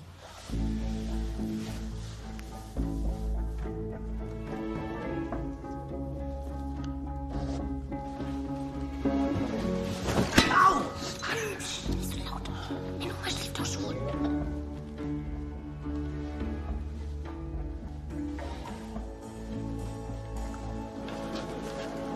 Rita hätte auch ja... Ich will die Drecksau nicht in meiner Show. Pennt ihr in der Regie, oder was? Du hast recht.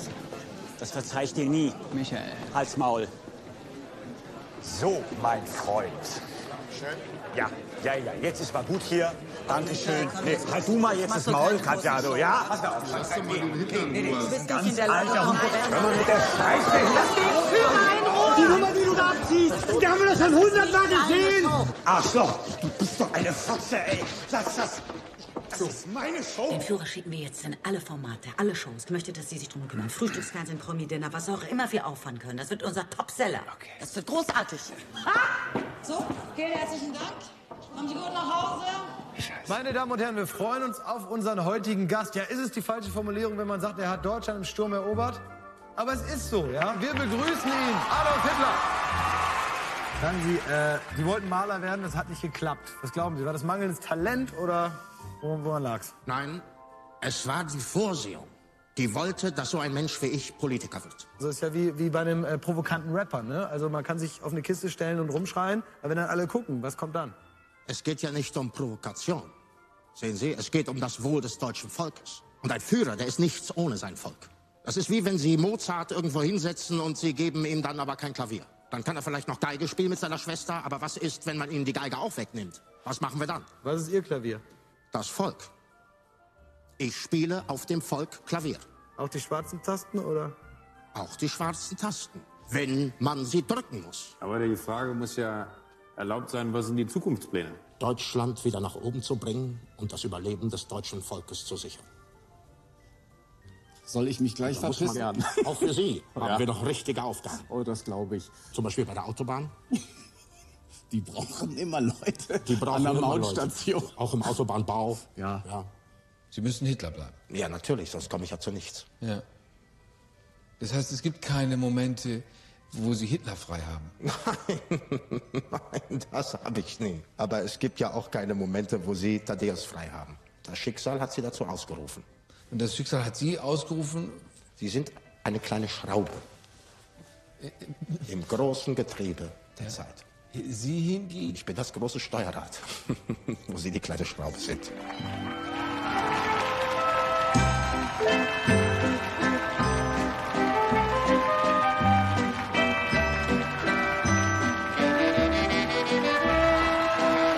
sich Deutsche von einem Dschungelcamp ins andere. So schlimm war es noch nicht mal in den beiden Weltkriegen, die ich mitgemacht habe. Wir rasen. Auf den Abgrundhof, aber sie erkennen ihn nicht. Im Fernsehen, dort sieht man nicht. Zweiter Weltkrieg kennen wir auch nicht so eine schöne Sache. Nun ist allerdings ein neuer Comedian auf dem Vormarsch. Auf jeden Fall hat der Hitler imitiert. Oder was geht bei dem falsch? Und warum habe ich eine Brille auf? Auf jeden Fall rebellischer Typ, der. Und dann hat er da gesagt, einfach mal im Fernsehen, Fernsehen ist Schrott. Und ich so, Moment, das gucken wir weiter. Das ist fast ein bisschen erstaunlich. Man weiß gar nicht, ob man das ernst nehmen soll oder ob man darüber lachen soll, weil über die Themen, über die er redet, die sind durchaus ernsthaft. Und ich finde, irgendwie hat er da recht. Die große Frage ist jetzt nur, ist Deutschland überhaupt schon bereit für diese Art von Ganze, während wir eine öffentliche Flüchtlingsdebatte haben, da sage ich, nein, Michael Witzig, man nicht Quote um jeden Preis. Und man das einfach so unterschätzen sollte, weil früher hat er ja auch viel geredet und ist auch größtenteils in die Tat umgesetzt. Ich bin auf jeden Fall ratlos, ob es positiv oder negativ war.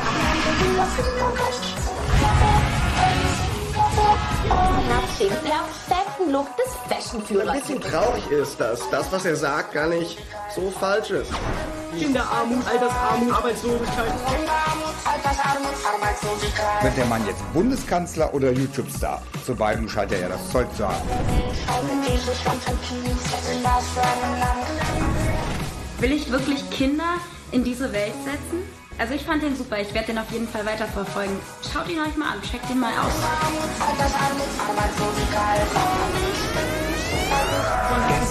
Krass, Alter, mein Highlight.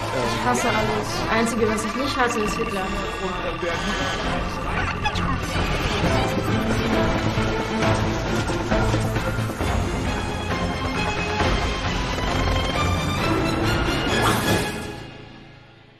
Braunes Gold, die zart-bittere Verführung des Adolf H. Ausgerechnet der Führer legt den Finger auf die Wunde. Nur Positives. Pure Begeisterung, wirklich.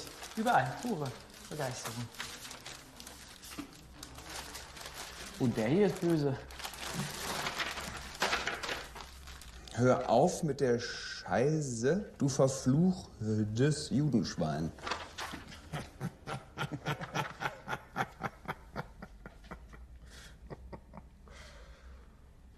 Lange nicht mehr so gelacht. Das war schon ein Armutszeugnis, dass es Monate brauchte, bis ich überhaupt mitbekam, dass es Leute gab, die sich berufen fühlen, die Arbeit der NSDAP fortzuführen.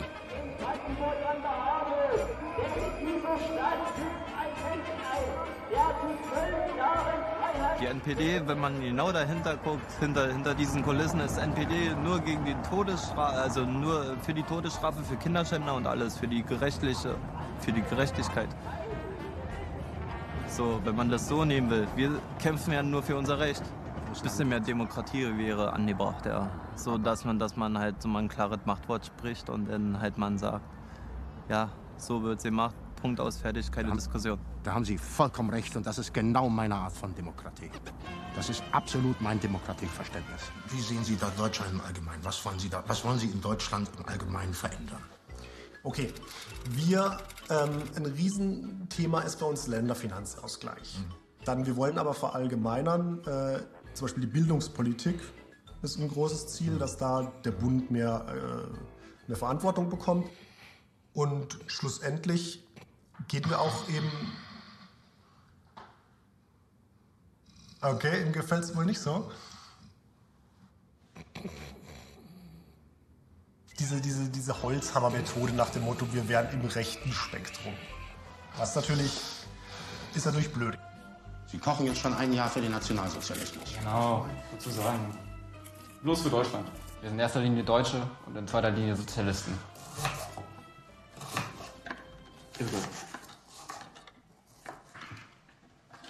Die Vorsehung hat dem deutschen Volk eine derart schöne Möglichkeit gegeben, hier Propaganda zu verbreiten und Sie nutzen es mit der Herstellung eines lächerlichen Eintopfes. Das ist doch vollkommener Schwachsinn. Diese Menschen wollen den Nationalsozialismus beerben.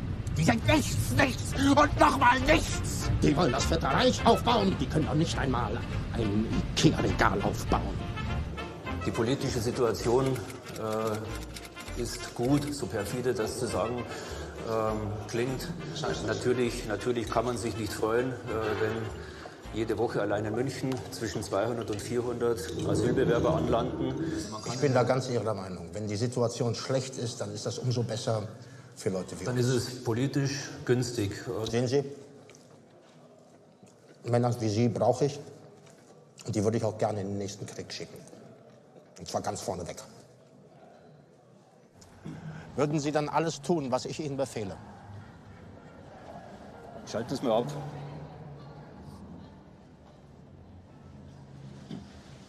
Wenn Sie der Echte wären, wahrscheinlich schon. Denke ich an Deutschland in der Nacht. Da bin ich um den Schlaf gebracht.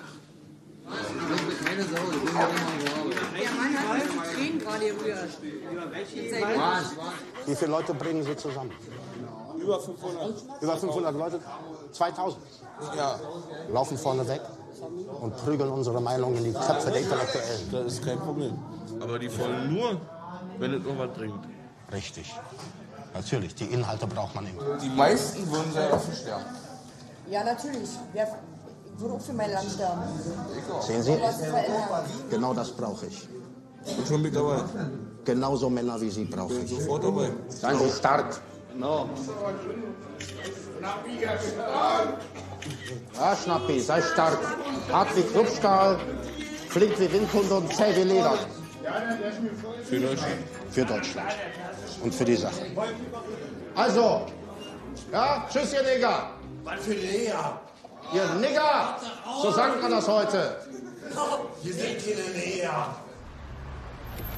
Ich gebe zu, das Braune Haus in München war damals nicht weltbewegend gewesen. Aber diese Bruchbude in Berlin-Köpenick erbärmlich. Schon allein das Gebäude sah hoffnungslos überfordert aus.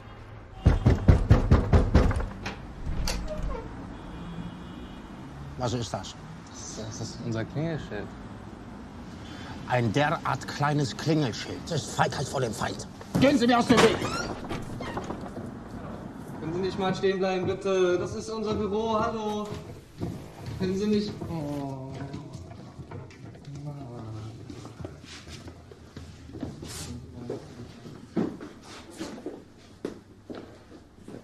Haben Sie überhaupt eine Drehgenehmigung? Seit wann versteckt sich eine nationale Bewegung hinter Paragraphen? Ich will sofort Ihren Reichsleiter sprechen. Sind wir den Vorsitzenden? Wen soll ich melden? Der Name ist Hitler.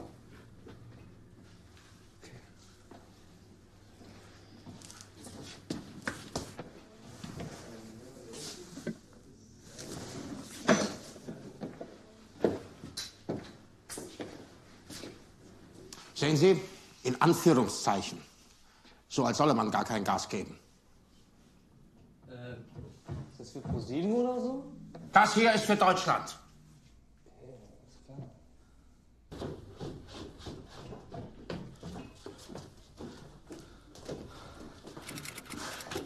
Wie schön. Der Herr Hitler. Birne.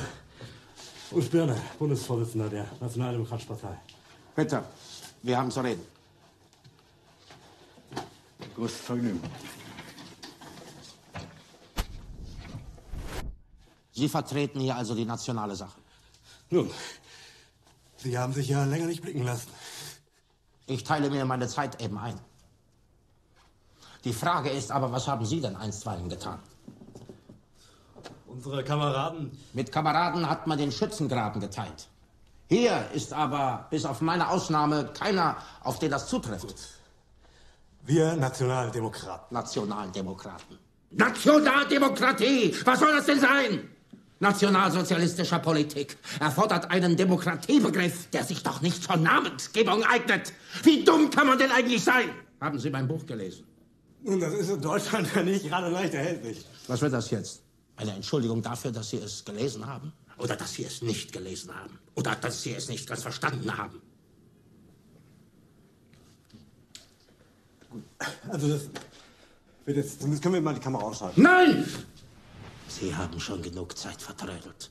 Jedes Ihrer Worte wirft die Bewegung um Jahrzehnte zurück. Wo ist denn da der Rassegedanke? Dass man Deutschland den Deutschen... Wen denn sonst? Ja, Den Polen? War das jetzt hier der beste verfügbare Mann? Na dann, gute Nacht, meine Herren. Gut, ganze Frau Bellini. Können Sie mir bitte Ihr Büro zeigen? Ja, das ist da, aber ich muss sie erst anmelden. Nein. Haben Sie hier nicht... Danke. Aha. Guten Tag, Frau Die Bellini. Staatsanwaltschaft und die Polizei sind da. Schneller als gedacht. Oh, was kann ich für Sie tun? Guten Tag. Die Staatsanwaltschaft ist da. Sind Göttliche Staatsanwaltschaft. Guten Tag, Katja Bellini. Bei uns ist eine Anzeige eingegangen wegen Volksverhetzung. Was? Wer hat diese Anzeige erstattet? Anonym. Denunzianten. Gut, und was heißt das jetzt konkret für uns? Dann müssen wir die Führerauftritte ab sofort einstellen, oder? Sie können vorerst auf Sendung bleiben. Ich persönlich finde die Sendung phänomenal. Ach. Also Das freut mich jetzt aber. Diese Strenge. Also die Anzeige kommt bestimmt von irgendwelchen linken Spinnern. Aber das kennt man ja. Machen Sie sich keine Sorgen. Na? Wir machen Dienst nach Vorschrift, ja? Das läuft wie von alleine. Wiedersehen.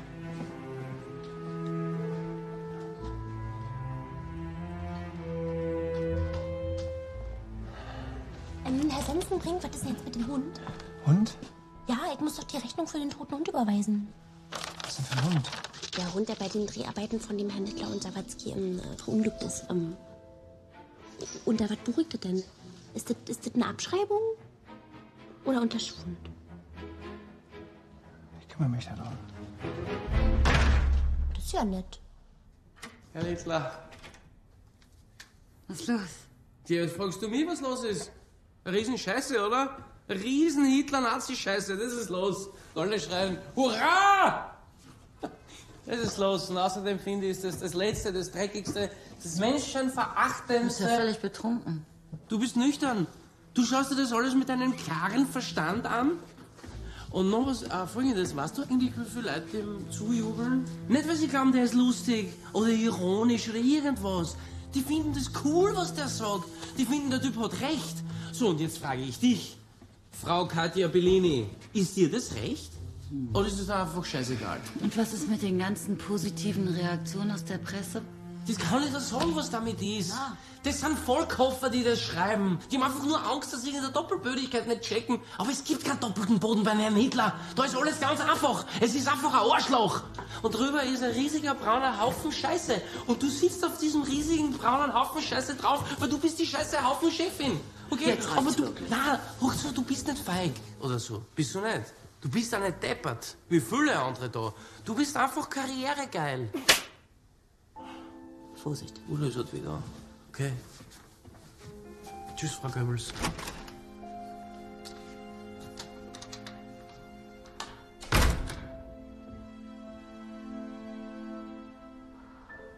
Ich muss Ihnen etwas beichten. Wir haben Sie überprüfen lassen. Dann wird das Ergebnis Sie ja sicher beruhigt haben. Einerseits schon. Wir haben nichts Nachteiliges über Sie finden können. Und andererseits? Andererseits haben wir überhaupt nichts über Sie finden können. Als hätten Sie niemals existiert. Und möchten Sie jetzt wissen, ob ich schon mal existiert habe? Verstehen Sie, es ist nur so. Wir wollen natürlich vermeiden, dass wir hier sowas wie einen echten Hitler... Oh Gott, ich kann nicht glauben, was ich hier sage. In der Tat. Das wäre Hochverrat. Sie waren also niemals Mitglied einer rechten Partei? Im Gegenteil, ich habe sie sogar mit begründet. Mitgliedsnummer 555. Was? Das war hoffentlich eine Jugendsünde. Das ist doch Unsinn. 1919. Da war ich 30 Jahre alt. Das war noch keine Jugendsünde. 1919. Und denn sonst? Ich habe mir den Schwindel sogar ausgedacht. Die 500, die haben wir erfunden, damit die Mitgliedszahl höher klingt.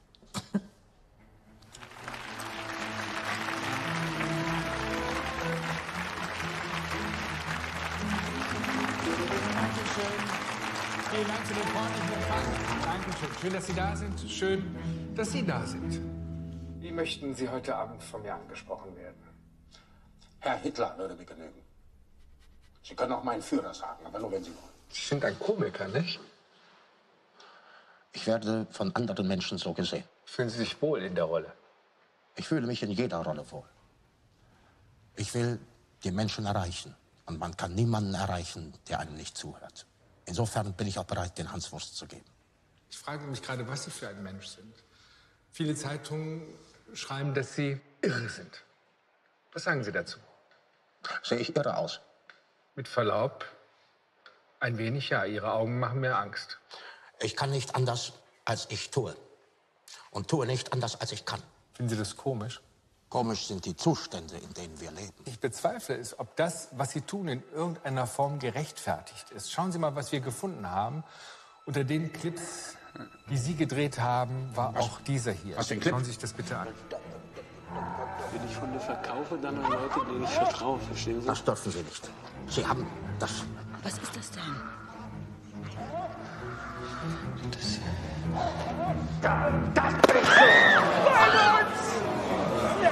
Finden Sie das in irgendeiner Form witzig?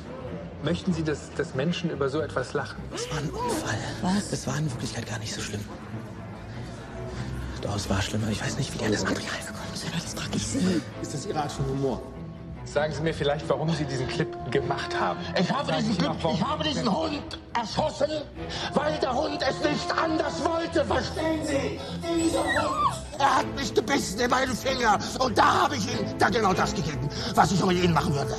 Wissen Sie, was ich im Studio mache? Da war ich ein Max, ich werde ganz bestimmt nicht wegen eines Hundes entlassen. So etwas.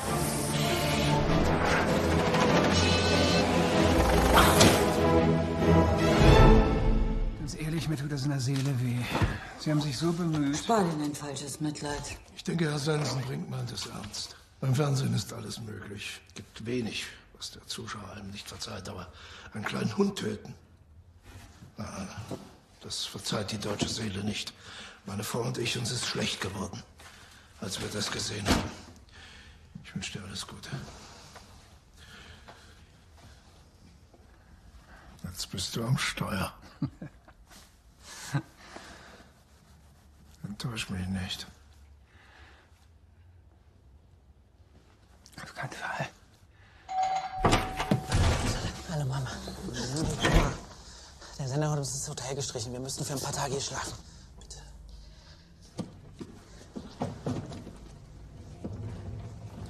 Danke, gnädige Frau. Ihre Unterstützung wird auf ewig Kommen Sie bitte. in die Geschichte. Es ist erstaunlich, welche Wege die Vorsehung findet, um an ihr Ziel zu gelangen. Sie sorgt für diese Momente der Krise. Aber nur, damit ich die Muße finde, ein zweites großes Buch zu schreiben. Was machen Sie da?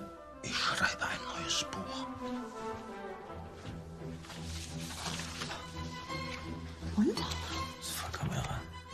Er beschreibt, wie er hier im modernen Berlin aufgewacht ist. Ich komme vor, du kommst vor. Man könnte sich das gleich als Film vorstellen.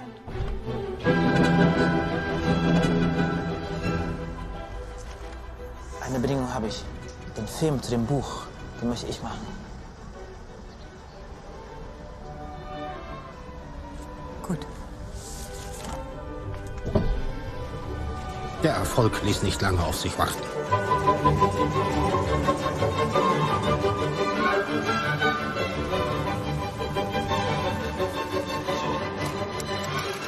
Also der Adolf Hitler, wirklich großes Respekt, wie er sich in die neue Welt eingefunden hat.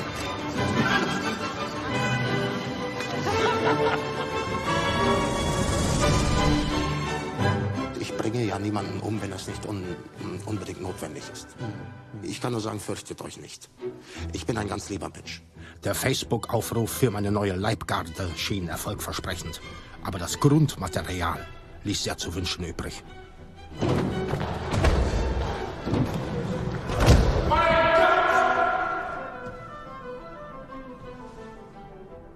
Und nochmal 30 hinten drauf, bis Ihnen das Lachen vergeht.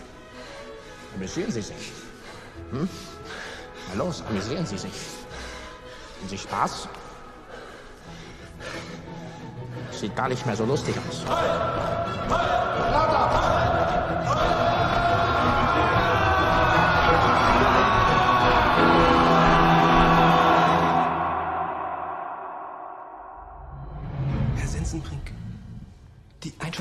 unseres Senders befinden sich im nicht messbaren Bereich.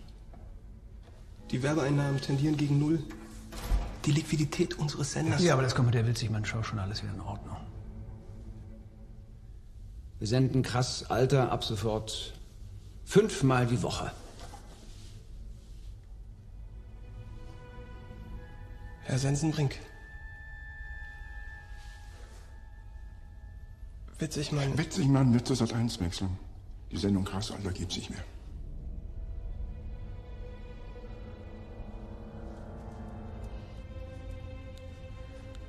Jetzt bleiben im Raum Rugemann.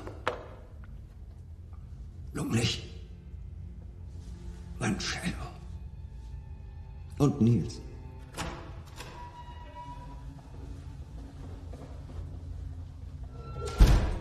Was erlauben Sie sich? Alter, gibt's nicht mehr. Diese Show habe ich entwickelt. Ihr seid ein Haufen unfähiger Versager.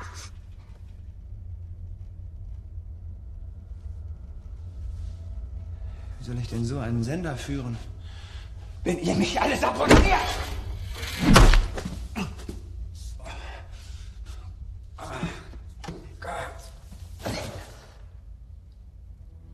Aus. Aus, kleines Licht. Wollen wir den Hitler wieder einbauen? Mit dem Hitler können die Leute einfach nicht lange böse sein.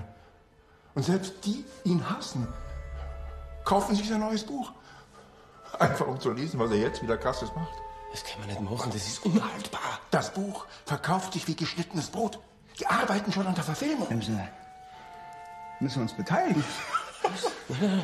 Hallo, Sie waren immer gegen Hitler. Natürlich. Aber da war ich auch noch nicht Geschäftsführer.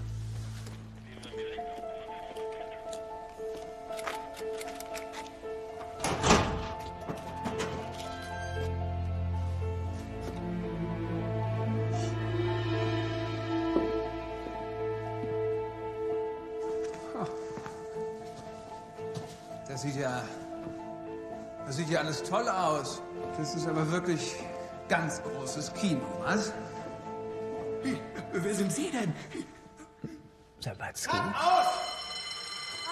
Mensch, wer latschen da ins Bild? Sabatzky? Ich dachte schon, Toll, was? Eine Silikonmaske.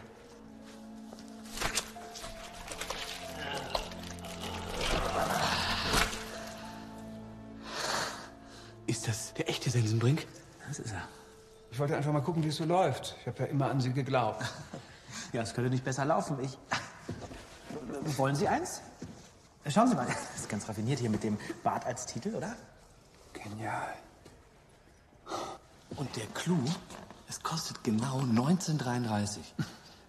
Wie das Jahr 1933. Habe ich schon verstanden. Christoph Sensenbrink, darf ich vorstellen? Christoph Sensenbrink. Wie lange habe ich auf diesen Moment gewartet? Ich träume schon als Sie. Der spielt mich? Ja. Aber den kennt doch keiner. Hätte man denn da nicht Benno Fürmann oder Bruno Ganz oder... Also für so eine kleine Rolle, Entschuldigung, das wäre jetzt wirklich blöd gewesen. Haben Sie denn schon einen Sender? Ja, die Verhandlungen laufen. ProSieben, RTL, ZDF, you name it. Pappenheimer, die kenne ich ja alle. Viel Gelaber und nichts dahinter. Sie brauchen einen potenten Partner.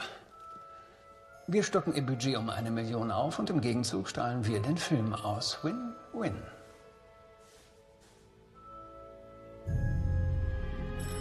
Oma, ich bin gleich wieder da, ja?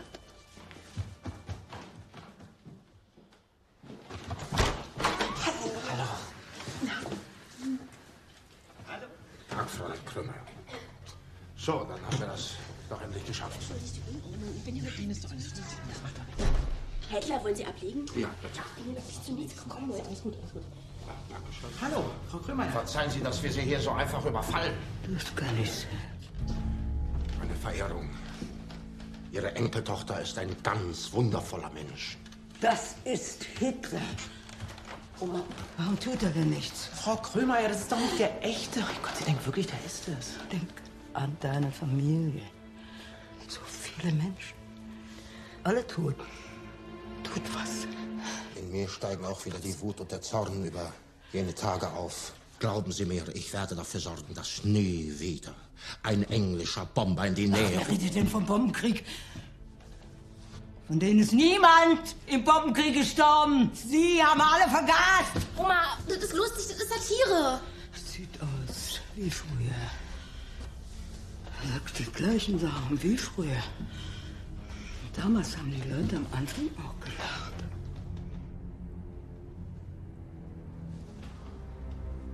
Ich weiß, wer du bist. Ich habe nichts vergessen. Gnädige Frau. Was, du Verbrecher! Das ist furchtbar. Furchtbar. Ja. Das Fräulein Krömeier ist Jüdin. Das hätte ich nie gedacht. Das meinte ich nicht. Sie sind enttäuscht, weil ich mit dieser alten jüdischen Fregatte nicht noch ganz anders umgesprungen bin. Das verstehe ich doch. Aber als Politiker, da muss man eben Prioritäten setzen, Sawatzki. Das ist wie Olympia 36. Da verfolgt man die Juden dann eben 3 Wochen lang nicht. Können Sie nicht einmal diese Rolle lassen? Einmal? Ich verstehe doch, dass Ihnen das Fräulein Krömeier am Herzen liegt. Das verstehe ich doch, Sawatzki. Vielleicht ist ja der jüdische Anteil bei ihr nicht so groß. Der Körper kann einen gewissen jüdischen Anteil verkraften. Mein Gott, was sind Sie nur für ein Mensch?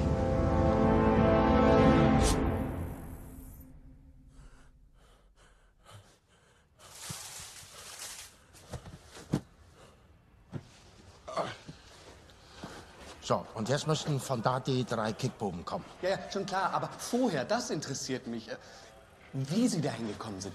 Was ist davor gewesen? Ich weiß es nicht. Wie, einfach dahin gebeamt, oder? Fabian, was sagst du denn? Hast du dich damals nicht gefragt, wo er herkommt? Vielleicht hat er eine Zeitreise gemacht. Ja, oder ist aus der Klapse geflohen.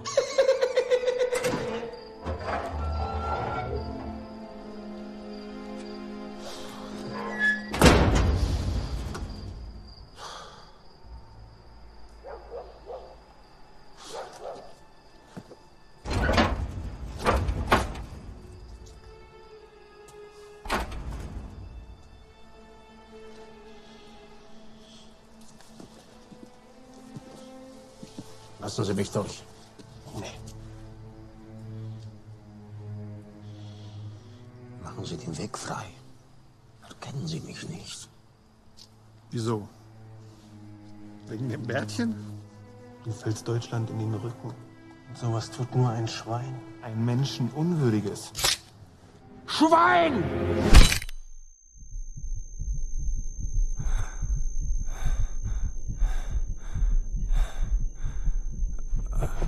Sie haben uns einen schönen Schreck angehört.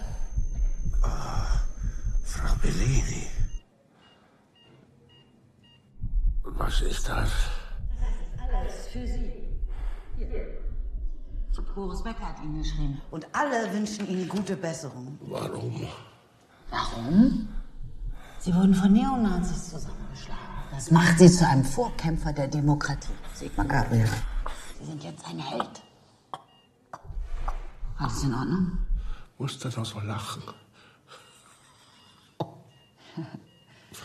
Diese Stimme.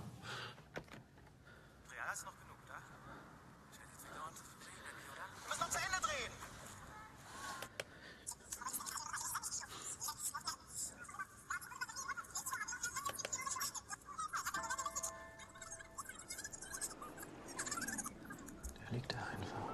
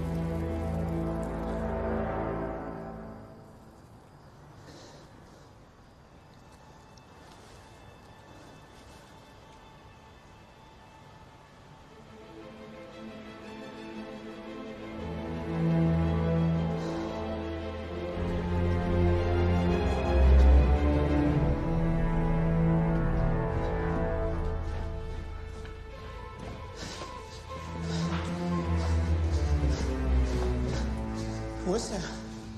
Was machen Sie denn hier, Sawatzki? Sie sollten am Set sein. Das ist der echte. Ich weiß nicht wie oder wieso, aber das ist der echte Adolf Hitler. Ich weiß, er macht das sehr gut. Aber das wissen wir ja nun schon seit langer Zeit, wie gut er ist. Sie verstehen das nicht. Nein. Das ist Adolf Hitler, das ist kein Komiker da draußen. Wollen Sie mir nicht zuhören? Das ist Hitler! Ich verstehe nicht, wovon Sie reden. Das ist genauso wie damals. Muss ich noch deutlicher werden? Wir müssen ihn festnehmen. Wir müssen irgendwas tun. Moment, das ist alles... Atmen wir erstmal ganz tief durch, ja? Frau Belli, wir dürfen keine Zeit verlieren. Hören Sie, ich will keine Ärger, bitte. Das ist doch schon mal gut. Wir wollen ja auch keine Ärger. Halt den um.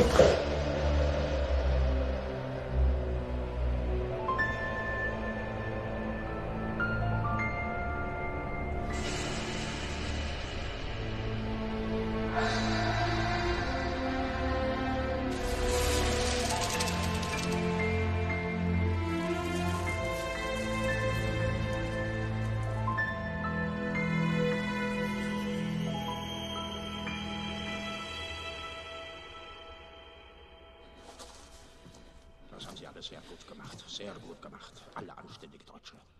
Danke. Sawatzki.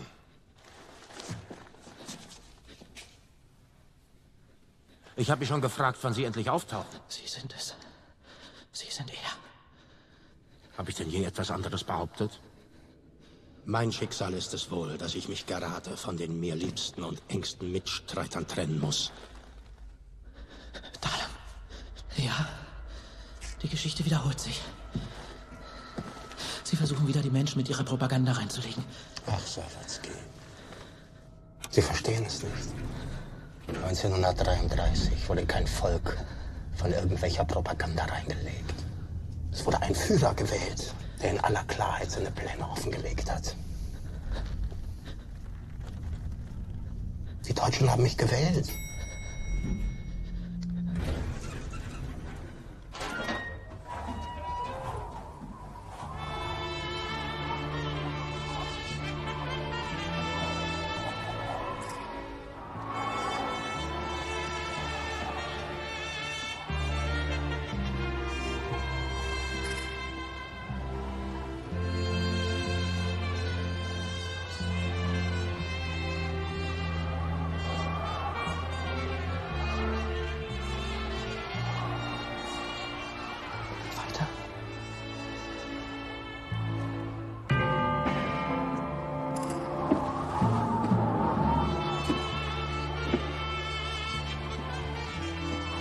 Sie sind ein Monster.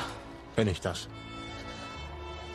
Dann müssen Sie aber auch diejenigen verurteilen, die dieses Monster gewählt haben. Waren das alles Monster?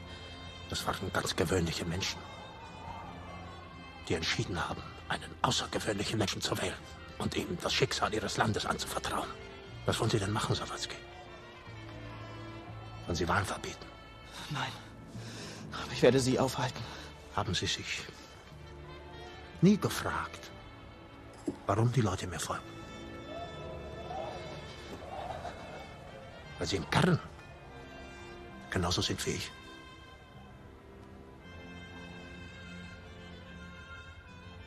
Sie teilen die gleichen Werte.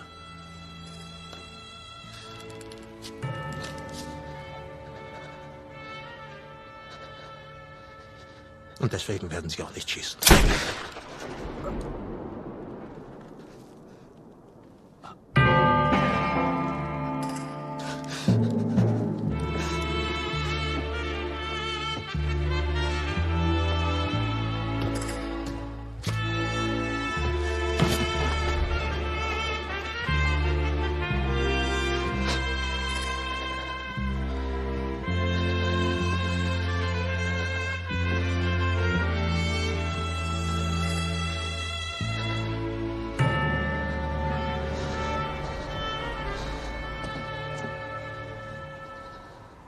Sie können mich nicht loswerden.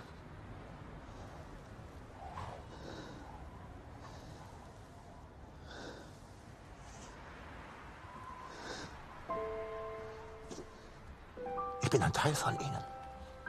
Von euch allen. Und sehen Sie, das war doch nicht alles schlecht.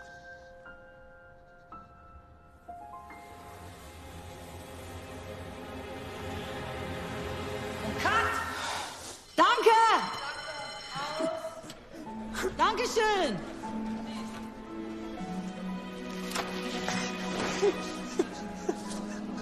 Und damit sind wir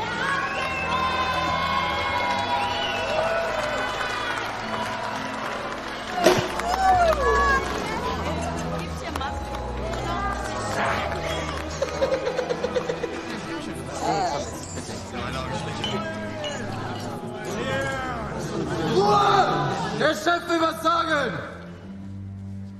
Es ist recht, wenn Sie alle feiern, aber wir wollen in diesem Moment auch der Mitstreiter gedenken, die nicht mehr bei uns sein können.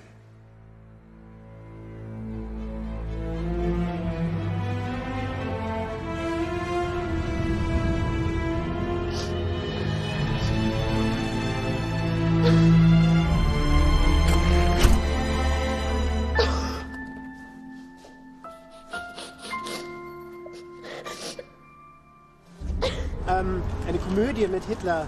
Kann das gut gehen? Ich sag mal so, es gibt eine deutsche Comedy vor Hitler und eine danach. Er hat die Möglichkeiten der gesamten Unterhaltungsindustrie auf ein völlig neues Niveau gehoben. Das hat noch keiner vor ihm geschafft, nicht mal Loriot. Was würde passieren, wenn der echte Hitler wieder auftauchen würde? Würde sich die Geschichte wiederholen? Ach Gott, seit 70 Jahren, ja, bereiten wir unsere ganze Geschichte auf. Den Schülern kommt ja das Dritte Reich schon aus den Ohren wieder raus. Wir sollten anfangen, etwas mehr zu vertrauen. Ich danke Ihnen. Haben Sie vielen Dank. Vielen Dank.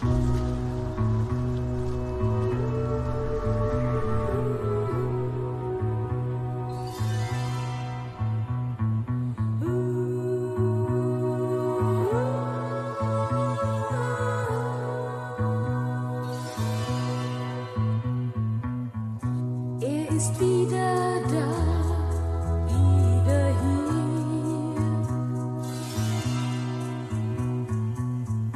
Er ist wieder da, so sagt man mir.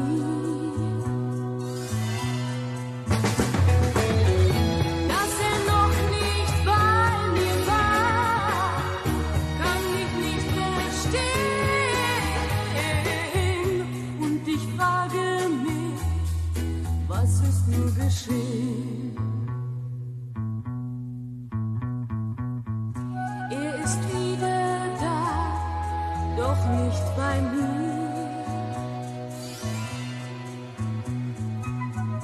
Und er läutet nicht an meine Tür. Alle Leute in der Stadt haben ihn gesehen. Er ist wieder da, was ist nur geschehen? In allen Briefen sprachen wir nur von Glück und wie es sein wird für uns zwei. Doch eines Tages kam man wieder zurück. Ist es aus? Ist es aus?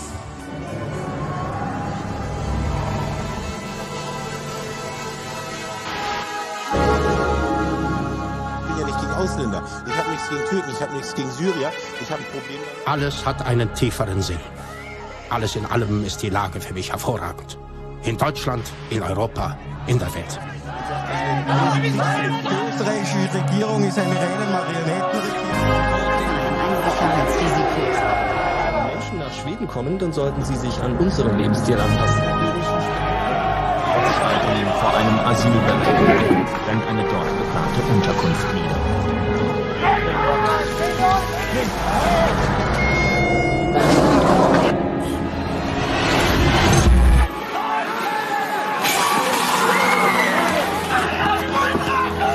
Die Lage unseres Landes verändern. Es ist das Gespenst des Islam.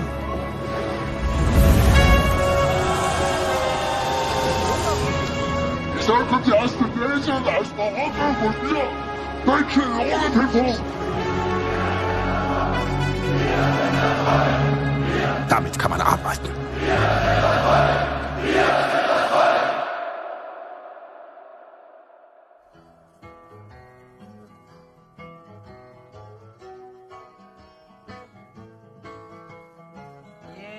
Yes, that's it. Hitler started out in 1932. Hitler started out in 1932. When he started out, he took the home from the Jews. We're gonna tear Hitler down. We're gonna tear Hitler down. We're gonna tear Hitler